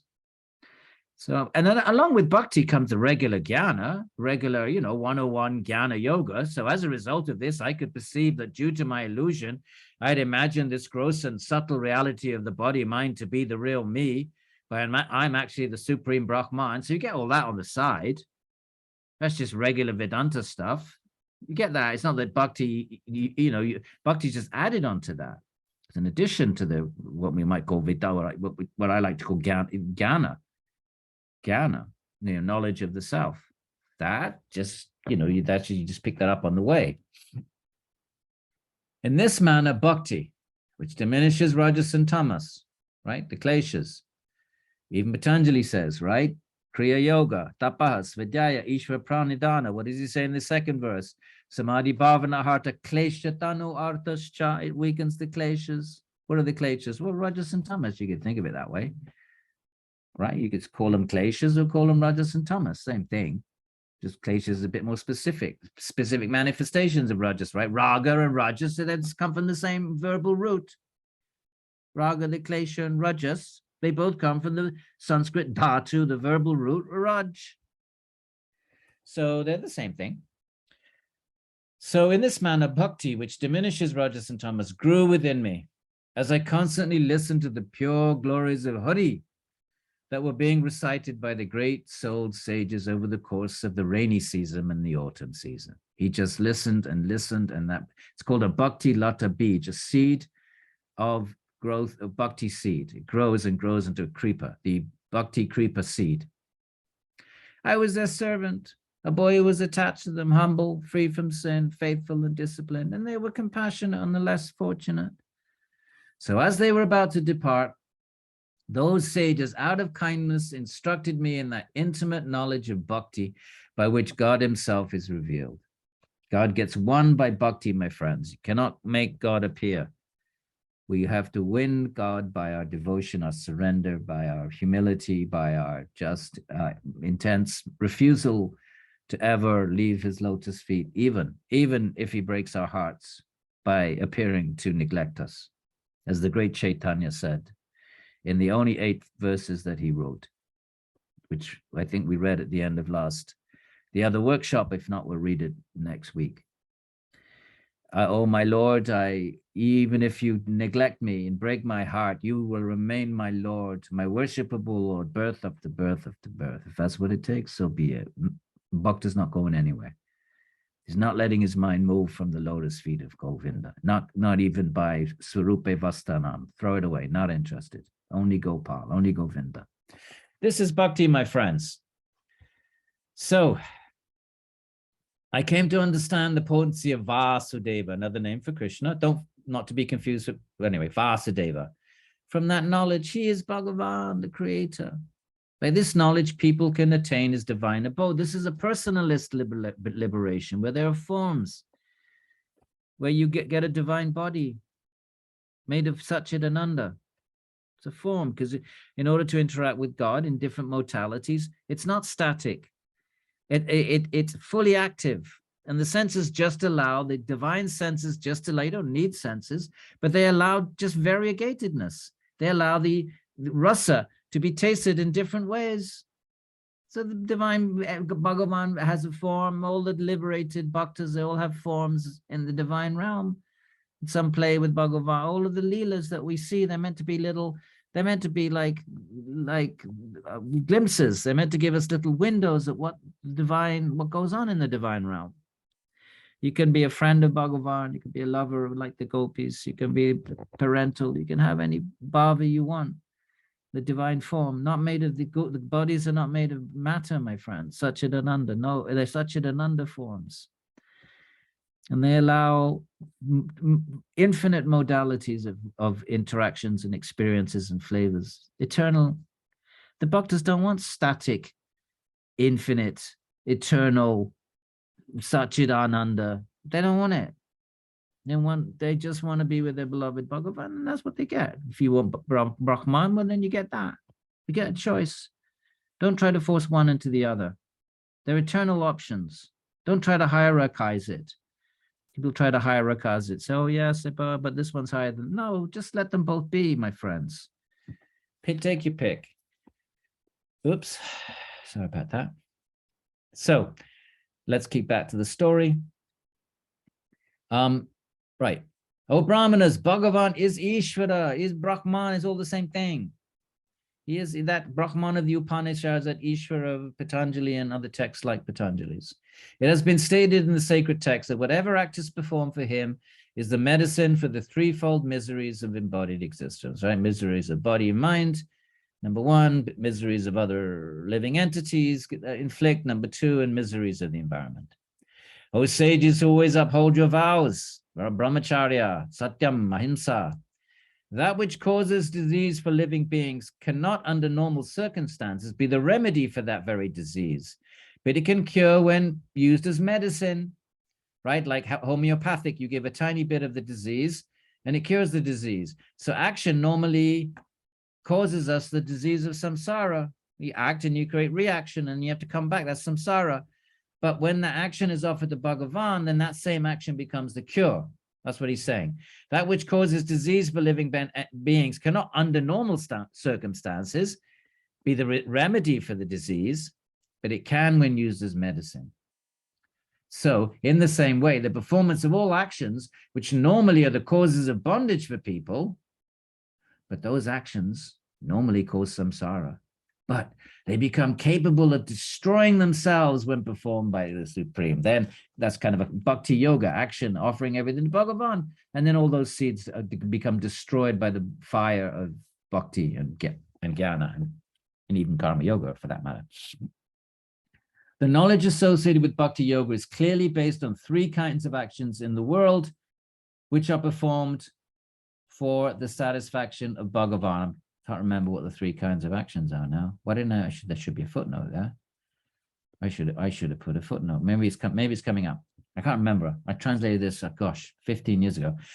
But what are the three kinds of actions? Wherever people are always performing actions, according to the teachings of the Bhagavatam, they absorb themselves in the names and qualities of Krishna and remember him constantly. So even if you're acting in the world, you can have these mantras going in your mind the whole time, my friends. Like background music, like having the telly on in the kitchen all the time. Occasionally you check in, see what's going on. Here are the names. Om Namo Bhagavate Vasudevaya. Reverences to Pradyumna Niruddha. So that's the mantra. I like that mantra. It's just not my lineage mantra. I would much rather chant this mantra. Om Namo, I prefer it to the Hare Krishna mantra, but I'm faithful to my teacher, so I'll stay with that. But this is a very nice mantra. It just, for me, it just, I don't know, resonates. Beautiful. Om Namo Bhagavate Vasudevaya. Okay. All right. This Lord of Sacrifice is without material form. It doesn't mean he doesn't have a divine form, but he doesn't have a prakritic form. This is where Aristotle and Plato made their mistake. God cannot have a form because all forms are matter. So God doesn't have a form. And then all of the Christian church fathers and Augustine and Aquinas just adopted that. And then that became the Christian position. And then it basically filtered the entire Western intellectual tradition. It goes back to Aristotle. The Hindus say, yeah, we agree. He doesn't have a material form, but hang on a minute. What about a divine form? Who says you can't have a such an ananda form, Mr. Aristotle? You with your prime mover who doesn't even, he's not even aware of Aristotle's God's not even aware of the universe. Aristotle doesn't want his God to be aware of the universe because he doesn't want his God to change. If you're aware of something, where you know, as that changes, you're aware of it. You're aware of change, and if you change, then you're not eternal. If you're not eternal, you can't be God. It's Aristotle. Is God? Well, good luck doing bhakti to that God. He doesn't even know you exist. What are you going to offer puja? The unmoved mover. Good luck with that. He doesn't even know you're doing it. Sorry, gotta have a chuckle once in a while. So, so let's move on. Okay. After you had heard about the birth and actions of Narada, where is this going? The sage of the celestial, powerful Vyāsa asked him many questions. So let's just go. Okay, now Vyāsa wants to know the story about his guru.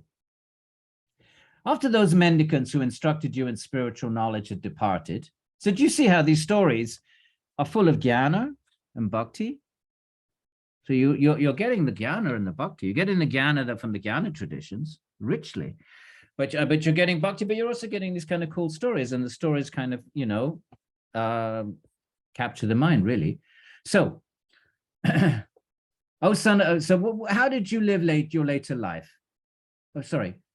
What did you do then, sir, being still at that early age of life? Remember, he's just a young boy serving the sages, and they go off after the 4 months. And you know, but the vow of the mendicant, you can't stay after 4 months. Then you keep moving every 3 days. It's pretty cool way of life. I did it when I first went 20. Oh, son of the self-manifest Brahma, how did you live your later life? How did you give up your body when the time came? Oh, best of the sages, time erases all things. How is it that it did not cover your memory of those events which from a previous world age? How come you still remember your past lives, he's saying, right? We know from Patanjali, that's a pretty common siddhi. The remembering your past life is pretty pretty basic yogic siddhi, but Vyāsa is asking anyway. This is what happened after the mendicants who had instructed me in spiritual knowledge had departed. I was still a child at the time. My mother was a maidservant and knew nothing of spiritual truths, and I was her only son. She bound me with bonds of affection as I was her son, and she had no other shelter. Look at the choice of words. Bound me with bonds of affection. So she loved her son, but behind that love, there was fear. She thought she didn't know spiritual truth. So that means what? That means she thought she was body-mind. That means what? She's afraid of getting old. And that means what? Well, she was hoping her son will take care of her in her old age, which is what most people think. Before the modern age, before the welfare state, you would have thought that way in Europe before the First World War. You had kids to take care of in your old age. So these are bonds. behind all these relationships, my friends, there's bonds, there's self-interest. Don't imagine otherwise. It's all you probe, dig beneath the surface, be honest, you'll see it lurking there, self-interest. Okay, so on we go. So she bound me with bonds of affection as I was her son, and she had no other shelter. She was not self-sufficient, and so although she wished to do so, she was not able to provide for my maintenance, right? She's just a poor, or she's a poor maid. she was, I mean, if she's a maid servant to the sadhus, she must be pretty damn poor because the sadhus don't have any money. How are they paying her? So she must be pretty desolate to be the only job she could find was, serving sages. Well, they don't have any money, do they? That's because they're mendicants. They might have a few rupees here or there. So you got a couple of rupees. Poor dear. So, but the point of the story is what? After all, people are under the control of God like wooden dolls. It's all karma. As a boy of 5 years, I had no sense of time, place, or direction. What does a 5-year-old kid know about any of that? And lived in the dwelling of the Brahmanas, bracing for what was to come. One day, instigated by the force of time, a snake on the path bit the poor woman, his mum, touched by her foot when she went out of the house at night to milk the cow. Dead. He doesn't say that, but she's dead. So accepting this as the mercy of God, he's only 5, who is always desiring the well-being of his devotees, this is an act of kindness because it triggers, we don't see it that way. When our vidya, when we think we're body minds, we think, oh, how awful, oh, poor little child, or poor maid, or poor. But when you look at it from the point of view of the Atman, my friends, this is a blessing. It's allowed him to be the great sage of Nārada. He's able to see that because he's received instruction from the sages. So accepting this as the mercy of God, who is always desiring the well-being of his devotees, even though we can't understand it, right? Suffering, that's the big, huge thing, that the big sort of obstacle in theological understanding, all theologies, the theodicy problem. Anyway, so I then set out towards the northern direction. That's holding just north, right? Remember, he says no sense of time, place, or direction. So he probably knew something about the stars, heads off north. And he probably knows the Himalayas, that's where sages go, so he heads north. On my way, I passed through prosperous countries, cities, villages, cattle, I saw wonderful mountains, right? So he has all these sort of, traveling alone in this way, I saw a great forest. He had caves, hollow bamboos, and other types of bamboos, kusha grass, clumps of reeds and nulla grasses. It was terrifying and dangerous. Indian forest, ants, big, huge ants, and serpents, and snakes, and tigers. The stalking grounds of jackals, owls, and snakes. I was exhausted in body and mind, afflicted by thirst and hungry. I bathed and then drank from the lake of a river. After sipping water, my fatigue dissipated. The forest was unfrequented by humans. I took shelter of a peepala tree. I think that's the fig tree, the banyan tree. Within it and sat beneath it. I concentrated my mind on the Supreme Soul who was within me, right? Because as the Paramatma, the Antaryamin, not the same as the Atman in Bhagavata theology. As I had heard from the instruction of the sages. As I was meditating on his lotus feet, the personal Bhagavan, with my mind overwhelmed with love and my eyes flooded with tears of longing. This is a different kind of ecstasy than the Svarupa Vasthanam. Hari gradually appeared in my heart. So he also has a vision of God. The hair on my body stood on end due to being overwhelmed with excessive love. I was utterly satiated, O sage, right? Shonaka is talking to this sutta. Immersed in a flood of ecstasy, I was unable to perceive both myself and Hari at the same time.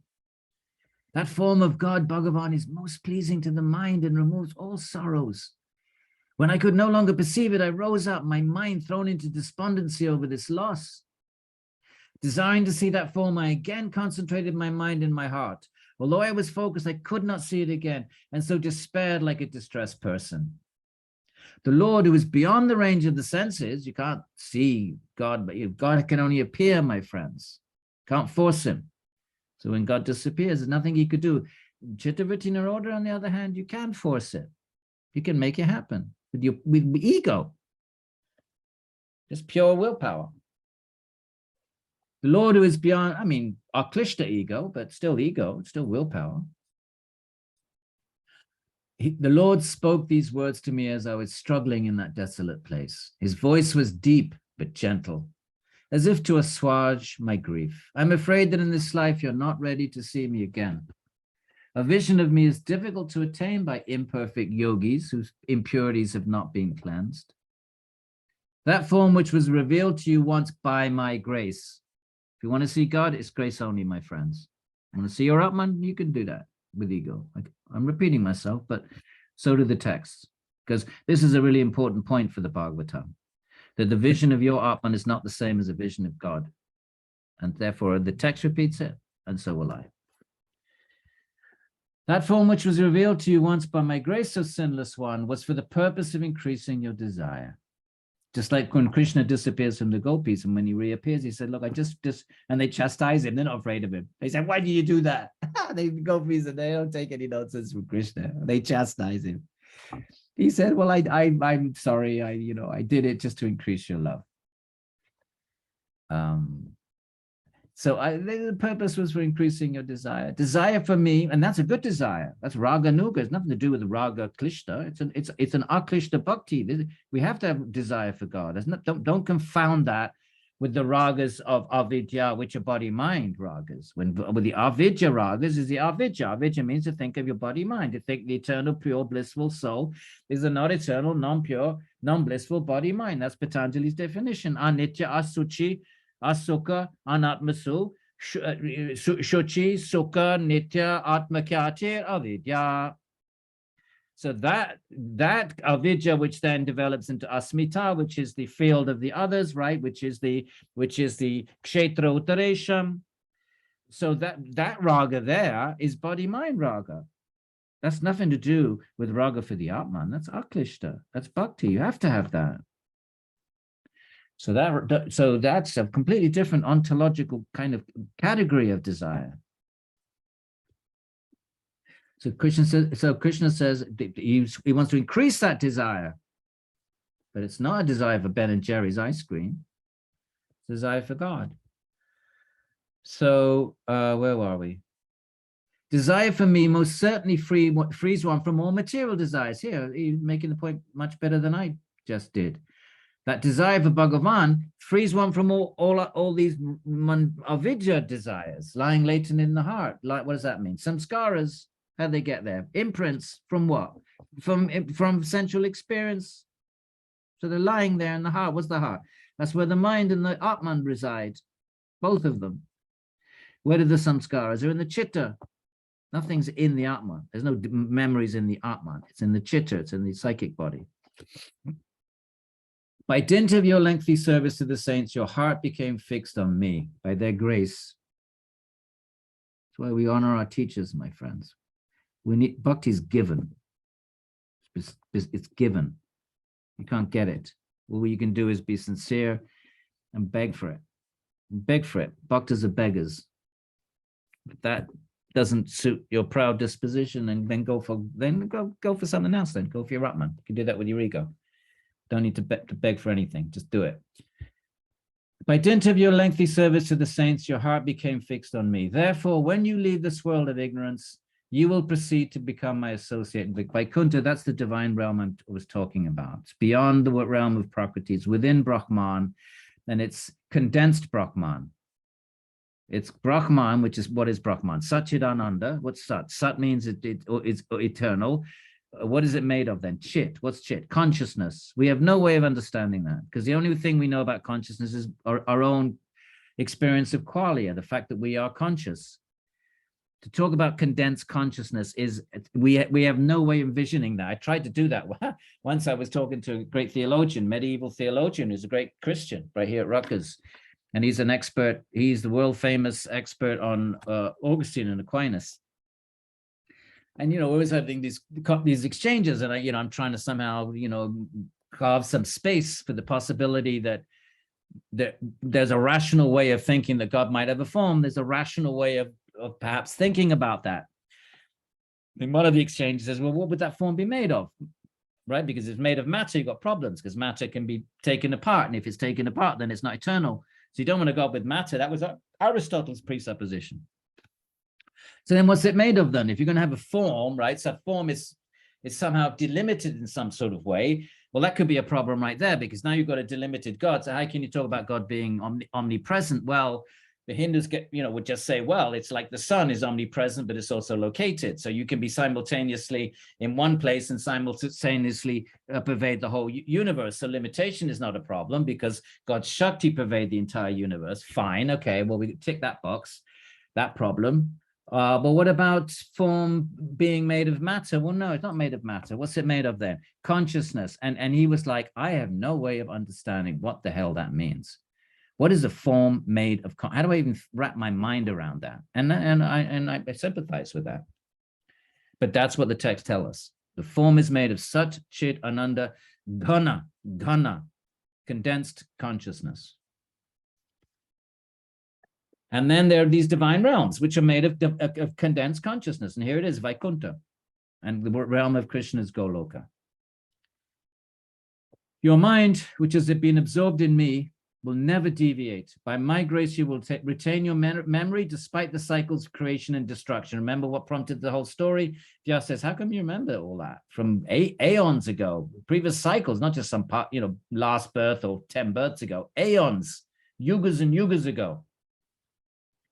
Having said this, that great being fell silent, Nārada. Oh, no. Narada's saying this about Krishna.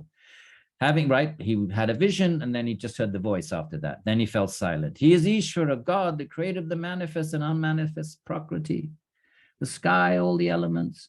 I offered my obeisances to him, the greatest of the great, by bowing my head to the ground. I had been blessed. My distraught state of mind evaporated.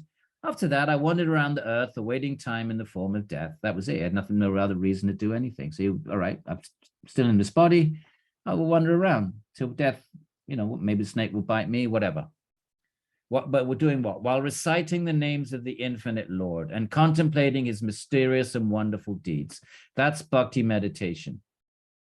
That you fix the mind on all these wonderful stories of Krishna and Rama and Shiva, depending on who your beloved form is.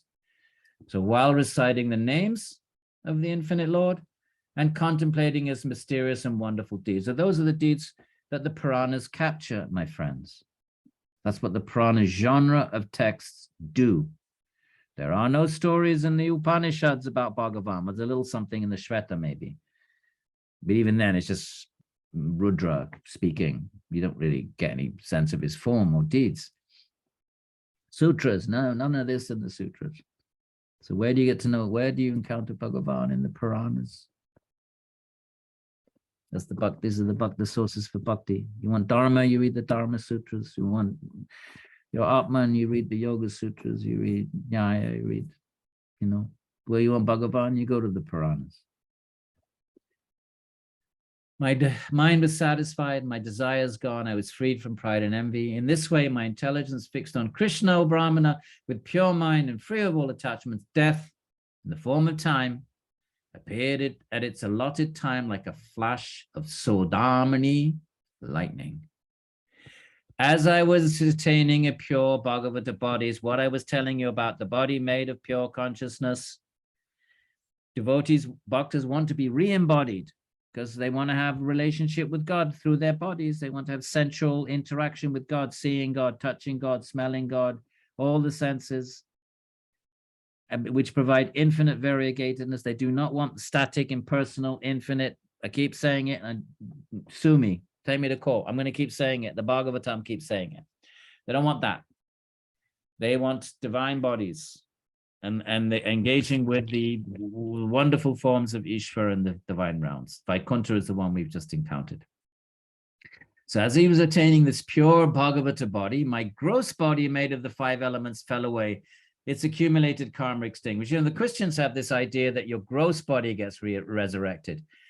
I don't know where that, but actually they, from the point of view of the Bhagavatam, they actually, have partly understood the principle that, the relationship needs, if you want to have a variegated relationship, you need to have instruments that facilitate variegatedness. Just that principle applies in this world. You want to have variegated sensual experiences, so you have instruments to smell, right? Instruments to see, your eyes, and according to your karma, Some creatures only have one, like a tree only has one sense, so karmically massively restricted. Some creatures have two senses, like, I don't know, earthworms. They can't see, they can't hear, can't smell. And so you work your way up karmically to 3 senses, four senses, and then you have 5 senses and so forth.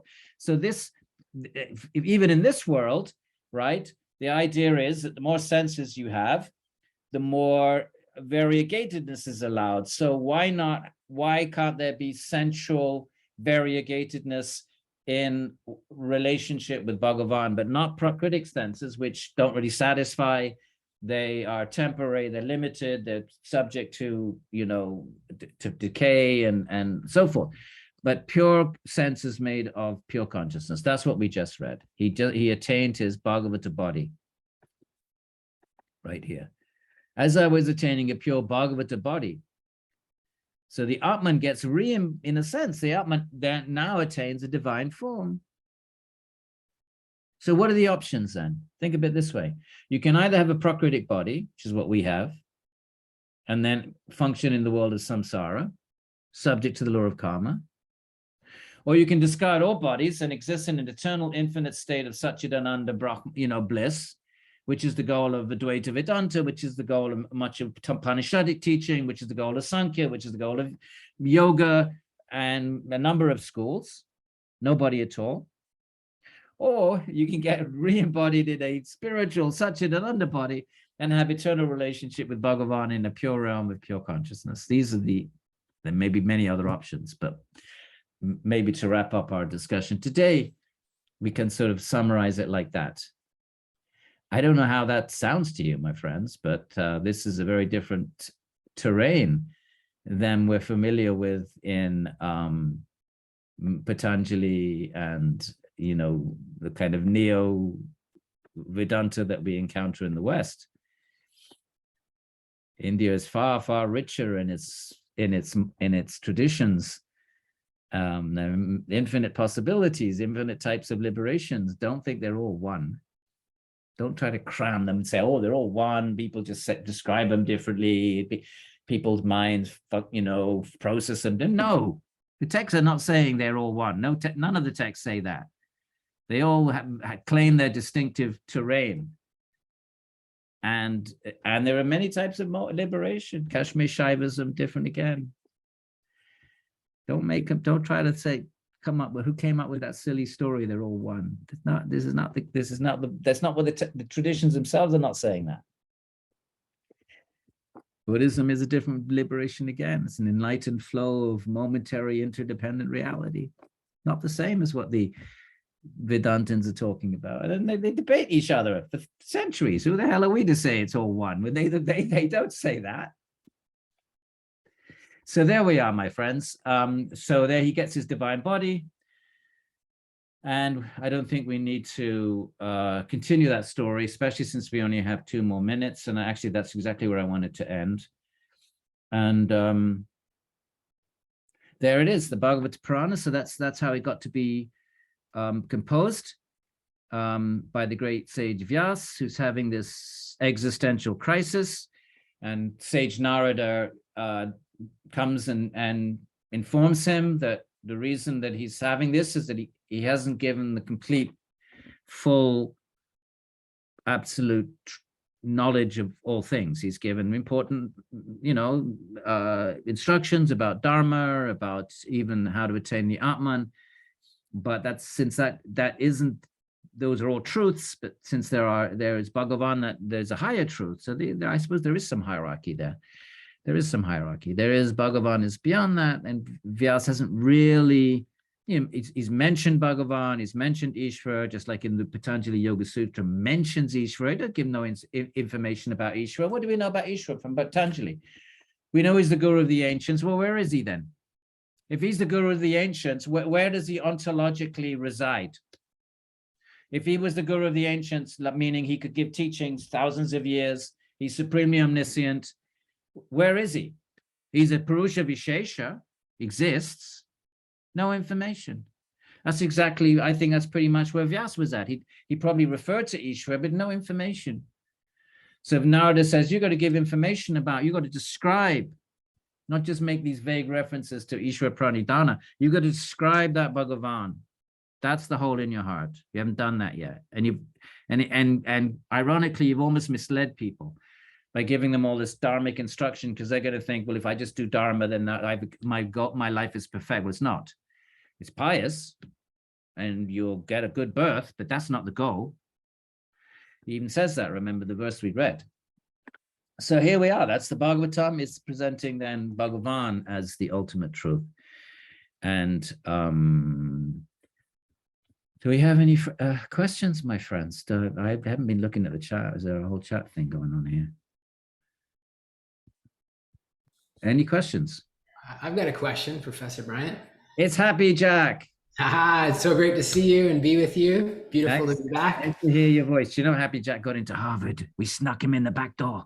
Yeah, because of you. I'm there because of you. So thank you very Harvard much. Divinity School getting an MA. We had to work on his letter of recommendation. It was Satyam. It was Satyam, but with a little we kind of stretched the Satyam a little bit, just the teeniest a bit. Yeah. No. Happy Jack was the most wonderful and qualified. He deserved everything. Happy Jack. How is it? Are you up there? It's fantastic. Yeah, we're getting to study Hinduism and Sanskrit, and Professor Clooney was very pleased that I've been studying with you. So he says hello. I'll pass the regards back to him from you. Please do that. And who are you studying Sanskrit with? With her name is Nell Hawley. That's Jack Hawley's daughter. Oh, really? That's Jack Hawley's daughter. Oh, wow. He was my mentor at Columbia University. Wow. Okay. Yeah, I've never met her, but we just say namaskar from Edwin. Okay, I'll do that. Yeah. So the question I wanted to ask, I know, as bhaktas, we want to have our mind on Krishna at all times, every moment of the day. And so when I do my morning puja, that's easy. When I walk around campus, I've got my japa bag. I'm doing the chanting, the Hare Krishna mantra. And I wondered if you had some tips you were talking about prasadam today, and I'm thinking, 3 times a day I'm in the kitchen making food, and then I'm shoveling it in my mouth and then going on about my day. How could I make that ritualistic and turn it into prasadam? You offer it, Happy Jack. You create a little sacred space in some corner of your room or your apartment, to the best of your resources. The most elaborate and wonderful that you can, that your resources allow you to do. You do the very best. And for some, that might just be a table with a small table with a piece of nice silk or a shelf. But you know what you can do. You create your altar, and then you put your deity. If you don't have a deity, then it's a picture. It's fine. And then you get a plate that nobody else uses. And again, nicest plate you can find. If you can find a nice marble plate or a silver plate, but if you can't, then just a cheap. It doesn't matter. It's bhakti is about, giving the best you have, whatever that is. And then when you cook, you take a portion of everything that you've cooked, and you put it on the plate, and then you offer it to your deity. You saw my mandir when you came to my house. Yeah. So did you not see when I offered the prasad? I did, yeah. You had some really nice fruit, yeah. So then you do that. And then you leave it there for a few minutes. You sit and contemplate, and you contemplate Krishna eating it, whatever form of Krishna appeals to your heart. Balaji, Gopalaji, or Radha Krishna, whatever pulls your heartstrings. And then you maybe chant a little kirtan, do whatever, a few minutes, and then you take the plate with the food and you put the food back into the main pots and wash the deity plate, put that away. And now that's prasadam. That food is now prasadam. And when you're cooking it, if you try to practice cooking it for Bhagavan, it's hard to do because maybe you cook something you like, because actually we're supposed to offer what we like. Like, what does Krishna like? Well, the principle is what you like, you offer that to Bhagavan. So you go shopping and let's say you like, a particular thing, then the yoga part of it, it's not allowing yourself to enjoy it until you've offered it. That's the tapas. Yeah, it's okay. It's a practice. It's a process. Don't beat yourself up. It's not always going to be like that. There's going to be times when you're, but you catch yourself, like with any yoga, and then you try to refix the mind. Don't beat yourself up. That's not the process. The process is you work on it, and then when you see yourself enjoying the food before you've offered it, you nip it in the bud. And then you just slowly keep doing that. Don't get discouraged if you keep doing it. And that's the practice. That's the food. That's the practice. That's the bhakti practice around food. And then, of course, with the whole day is like that. So even though when you're sitting in Frank Clooney's class, you have to be concentrating on whatever it is he's teaching, Hinduism, right? They might not be bhakti, it might be whatever it is. It might be, the sort of Gupta period in Indian archaeology. But nonetheless, you have created a larger narrative that you are getting your MA in order to serve Bhagavan. Because you've created this narrative, a bhakti narrative, that this whole period of your life, you're getting your MA because that gives you authority in society. That's the kind of, whereas in India, it would be, study the Vedanta and you become a Shastri and you get, there's certain ways that you become recognized as an authority. And the only reason you want to be recognized as an authority is not for an ego thing, because that allows you a platform to teach and spread the teachings. So you create this narrative in your mind that everything you're doing is for Bhagavan, so that in those moments where you're not actually thinking of Bhagavan, you're thinking about the Gupta period in archaeology, but nonetheless, the larger picture that you're operating within is a bhakti picture. I love that. Beautiful. Yeah. Thank you very much. Okay. When are you going to come and visit me, happy chap? I guess I'm not so far now. Before I was in Canada, I'm probably a train ride away. So let's make it happen. All right. Thank you. Yeah, stay in touch. Any other questions, my friends? I've got a question, Edwin. Yes. I wanted to ask, what is the significance of revering the feet in the Bhakti tradition, be it the feet of the gurus or the feet of the god? Because revering the feet is just not something within my Balinese Hindu tradition. I was just curious about that. Is it not? It's not. You don't touch that. You don't do this. No, not at all. So when I had interactions with Indian Hindu traditions, I was a bit surprised as to what people were doing, and I followed suit. But it's not something within my Balinese tradition. We just say Om Swastiastu as a greeting to the other people.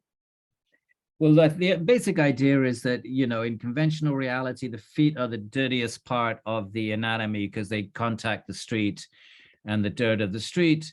And so the feet come in touch with pollutants, but you want to show respect to someone by putting the feet on your head, which means the lowest part of you goes in the highest part of me.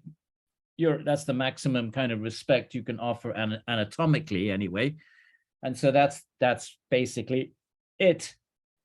And so you kind of, either touch the feet or you just do a little motion like this nowadays, mostly. And then with the deity, that just sort of gets projected onto the deity. Obviously, the deity doesn't have a higher and a lower because the deity is all transcendently pure. So with the deity, it's not the case that the deity's feet are dirtier than the deity's head. That obviously that applies to us, but not to the deity. But nonetheless, that protocol gets projected on the deity, and you touch the deity's feet because it just as a sign of humility, but not because the feet are lower. So it's just a cultural practice. I wouldn't say has any deep spiritual significance. I would see that sort of thing more as just a cultural practice rather than the deep theological practice. But they do talk a lot about lotus feet, but they also say lotus eyes, lotus eyes, lotus eyes. So everything about Bhagavan is beautiful. And so you just, whether it's the feet or the eyes, but that's the logic of it in terms of the guru. And offering respect to elders even in India. But to the deity, it's just, I don't know. I think as far as I can understand, it's just the cultural projection, the cultural practice being projected onto the deity, because the deity doesn't have high and low. So that doesn't work with the deity, right? So the deity, like I just said. Yeah, now that you mentioned. Theologically, the deity is all pure. I think it's more like also a sign of humility that you look at the deity's feet you don't consider yourself such a great bhakta that you can just like look at the deity right in the eye. I mean, of course you can do that, but you sort of orientate yourself around the feet also as a gesture of humility from your side. Other than that, I've never heard any better theological explanation for that. That's the sort of thing I personally I don't take very seriously.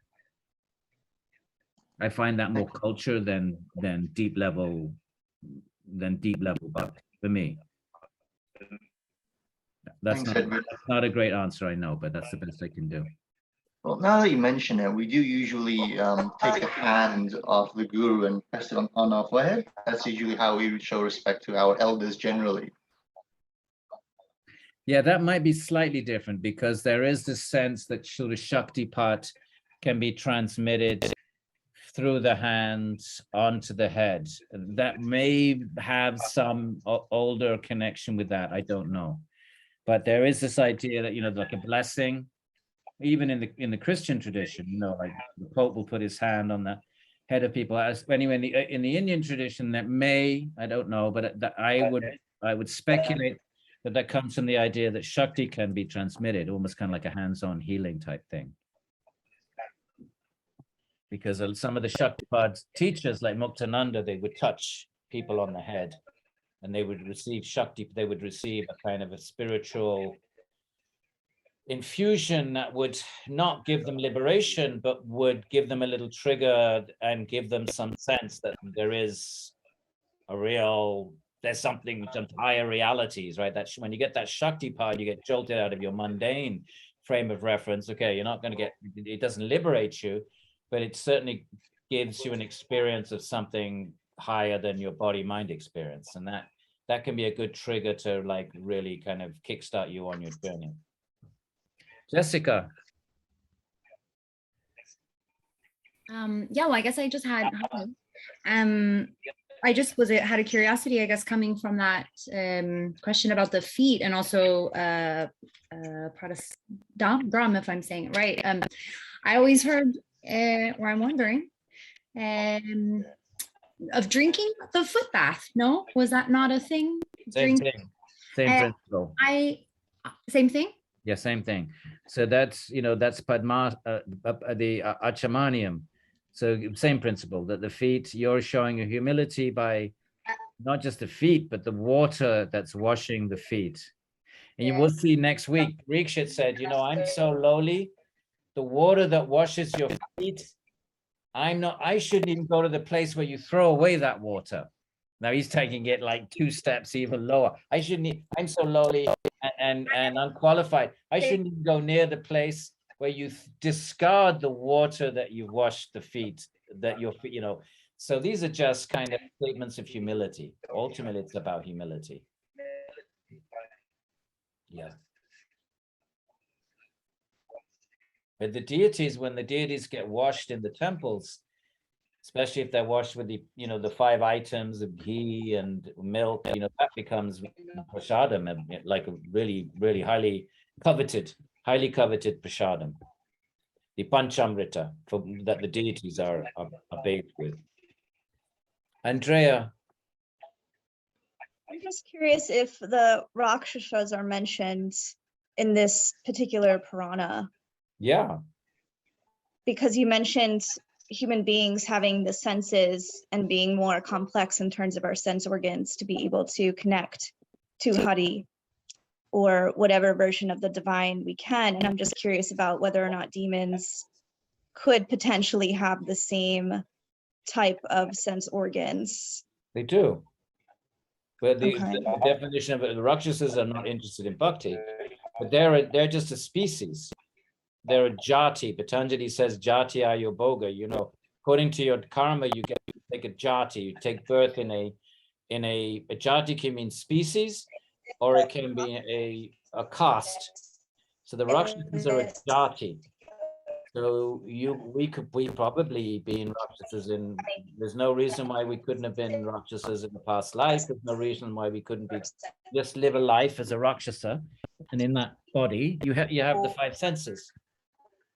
So they're 5-sensed bodies, just like, lions or tigers are also 5-sensed bodies, bodies with 5 senses. So Rakshasas, but they have you know, it's a bad birth, but it's kind of a mixed birth because they have incredible powers.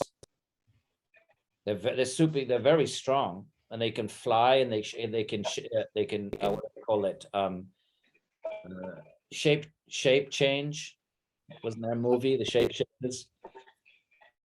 So they, on the one hand, they're demoniac, so they must have some kind of a mixed karma, because they have incredible material powers, but they're averse to, for the most part, they're averse to Vishnu. Not always. There's actually a couple of exceptions to that. But they're, you know, Rakshasas are cannibals. So it's kind of a tamasic.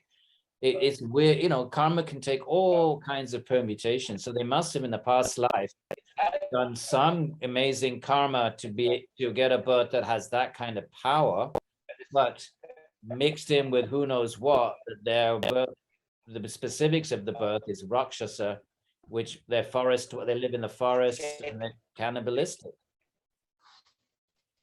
So, you know, there's every shade of karma takes infinite permutation.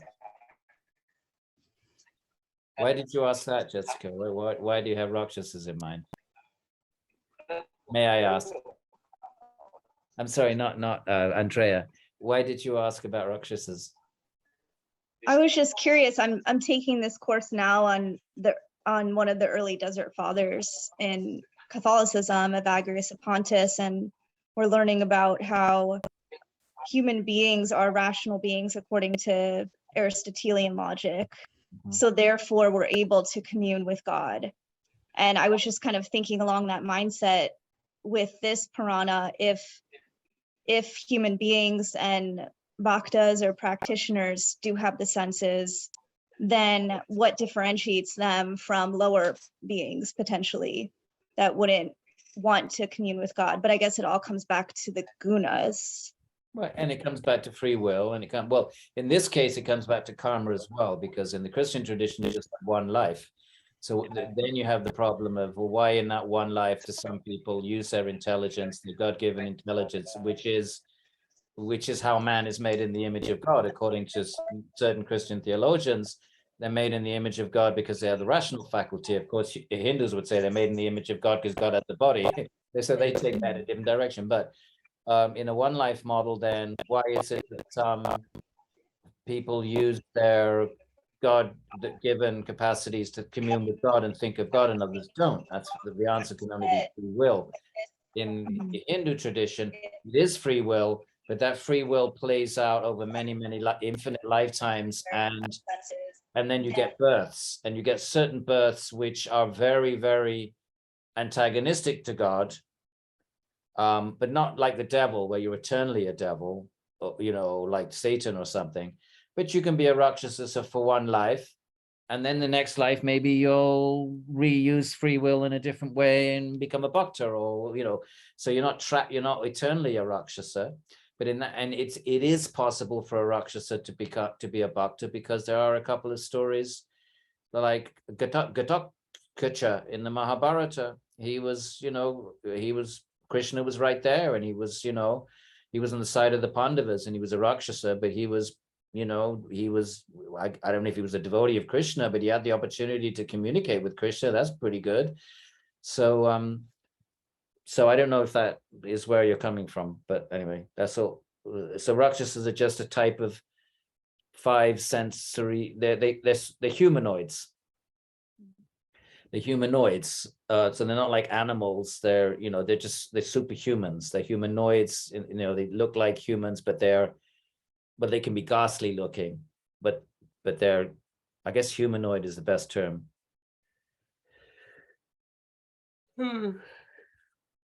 Any other questions, my friends? Is that okay? Was this what you were expecting for the Bhagavatam? Is that good? Are you up for like 7 more sessions? Now you know what you're getting into. Shall we bid each other good night then? Unless anybody has a question or comment. You don't have to have a comment. You can. Alex. Yeah, put your hand. How are you, Alex? I'm well. How are you? Very well. Good to see you. Good to be with you. Nārada and Vyāsa, these sages, I don't come across many Indians that have been given these names of sages. Is anything about that? I've never thought about it. That's never been put to me. Now I sort of briefly think about it. I mean, I know someone called Vyāsa, who is a Swami. But if you're talking about general Indians, you're probably right. I mean, Rishi is a name, but a specific, or a specific stage. I'd have to think about it. You may be right, but if you are right, I know no reason for that. I know no reason for that. If that is correct, there may be a reason. I just don't know. I'm one Bharata. You know, your sound is very unclear, Alex. I couldn't hear what you said.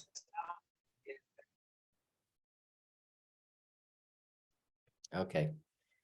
Jai Sri Krishna. Right. Any other questions, my friends? If not, we will bid each other good night, and we'll see you next Friday. Jai Sri Radhe Shyam. Thank you. Have a great evening, everybody. Thank you. Thank you. Bye. Thank you so much. Bye. Thank you, Edwin. Thank you. Good night.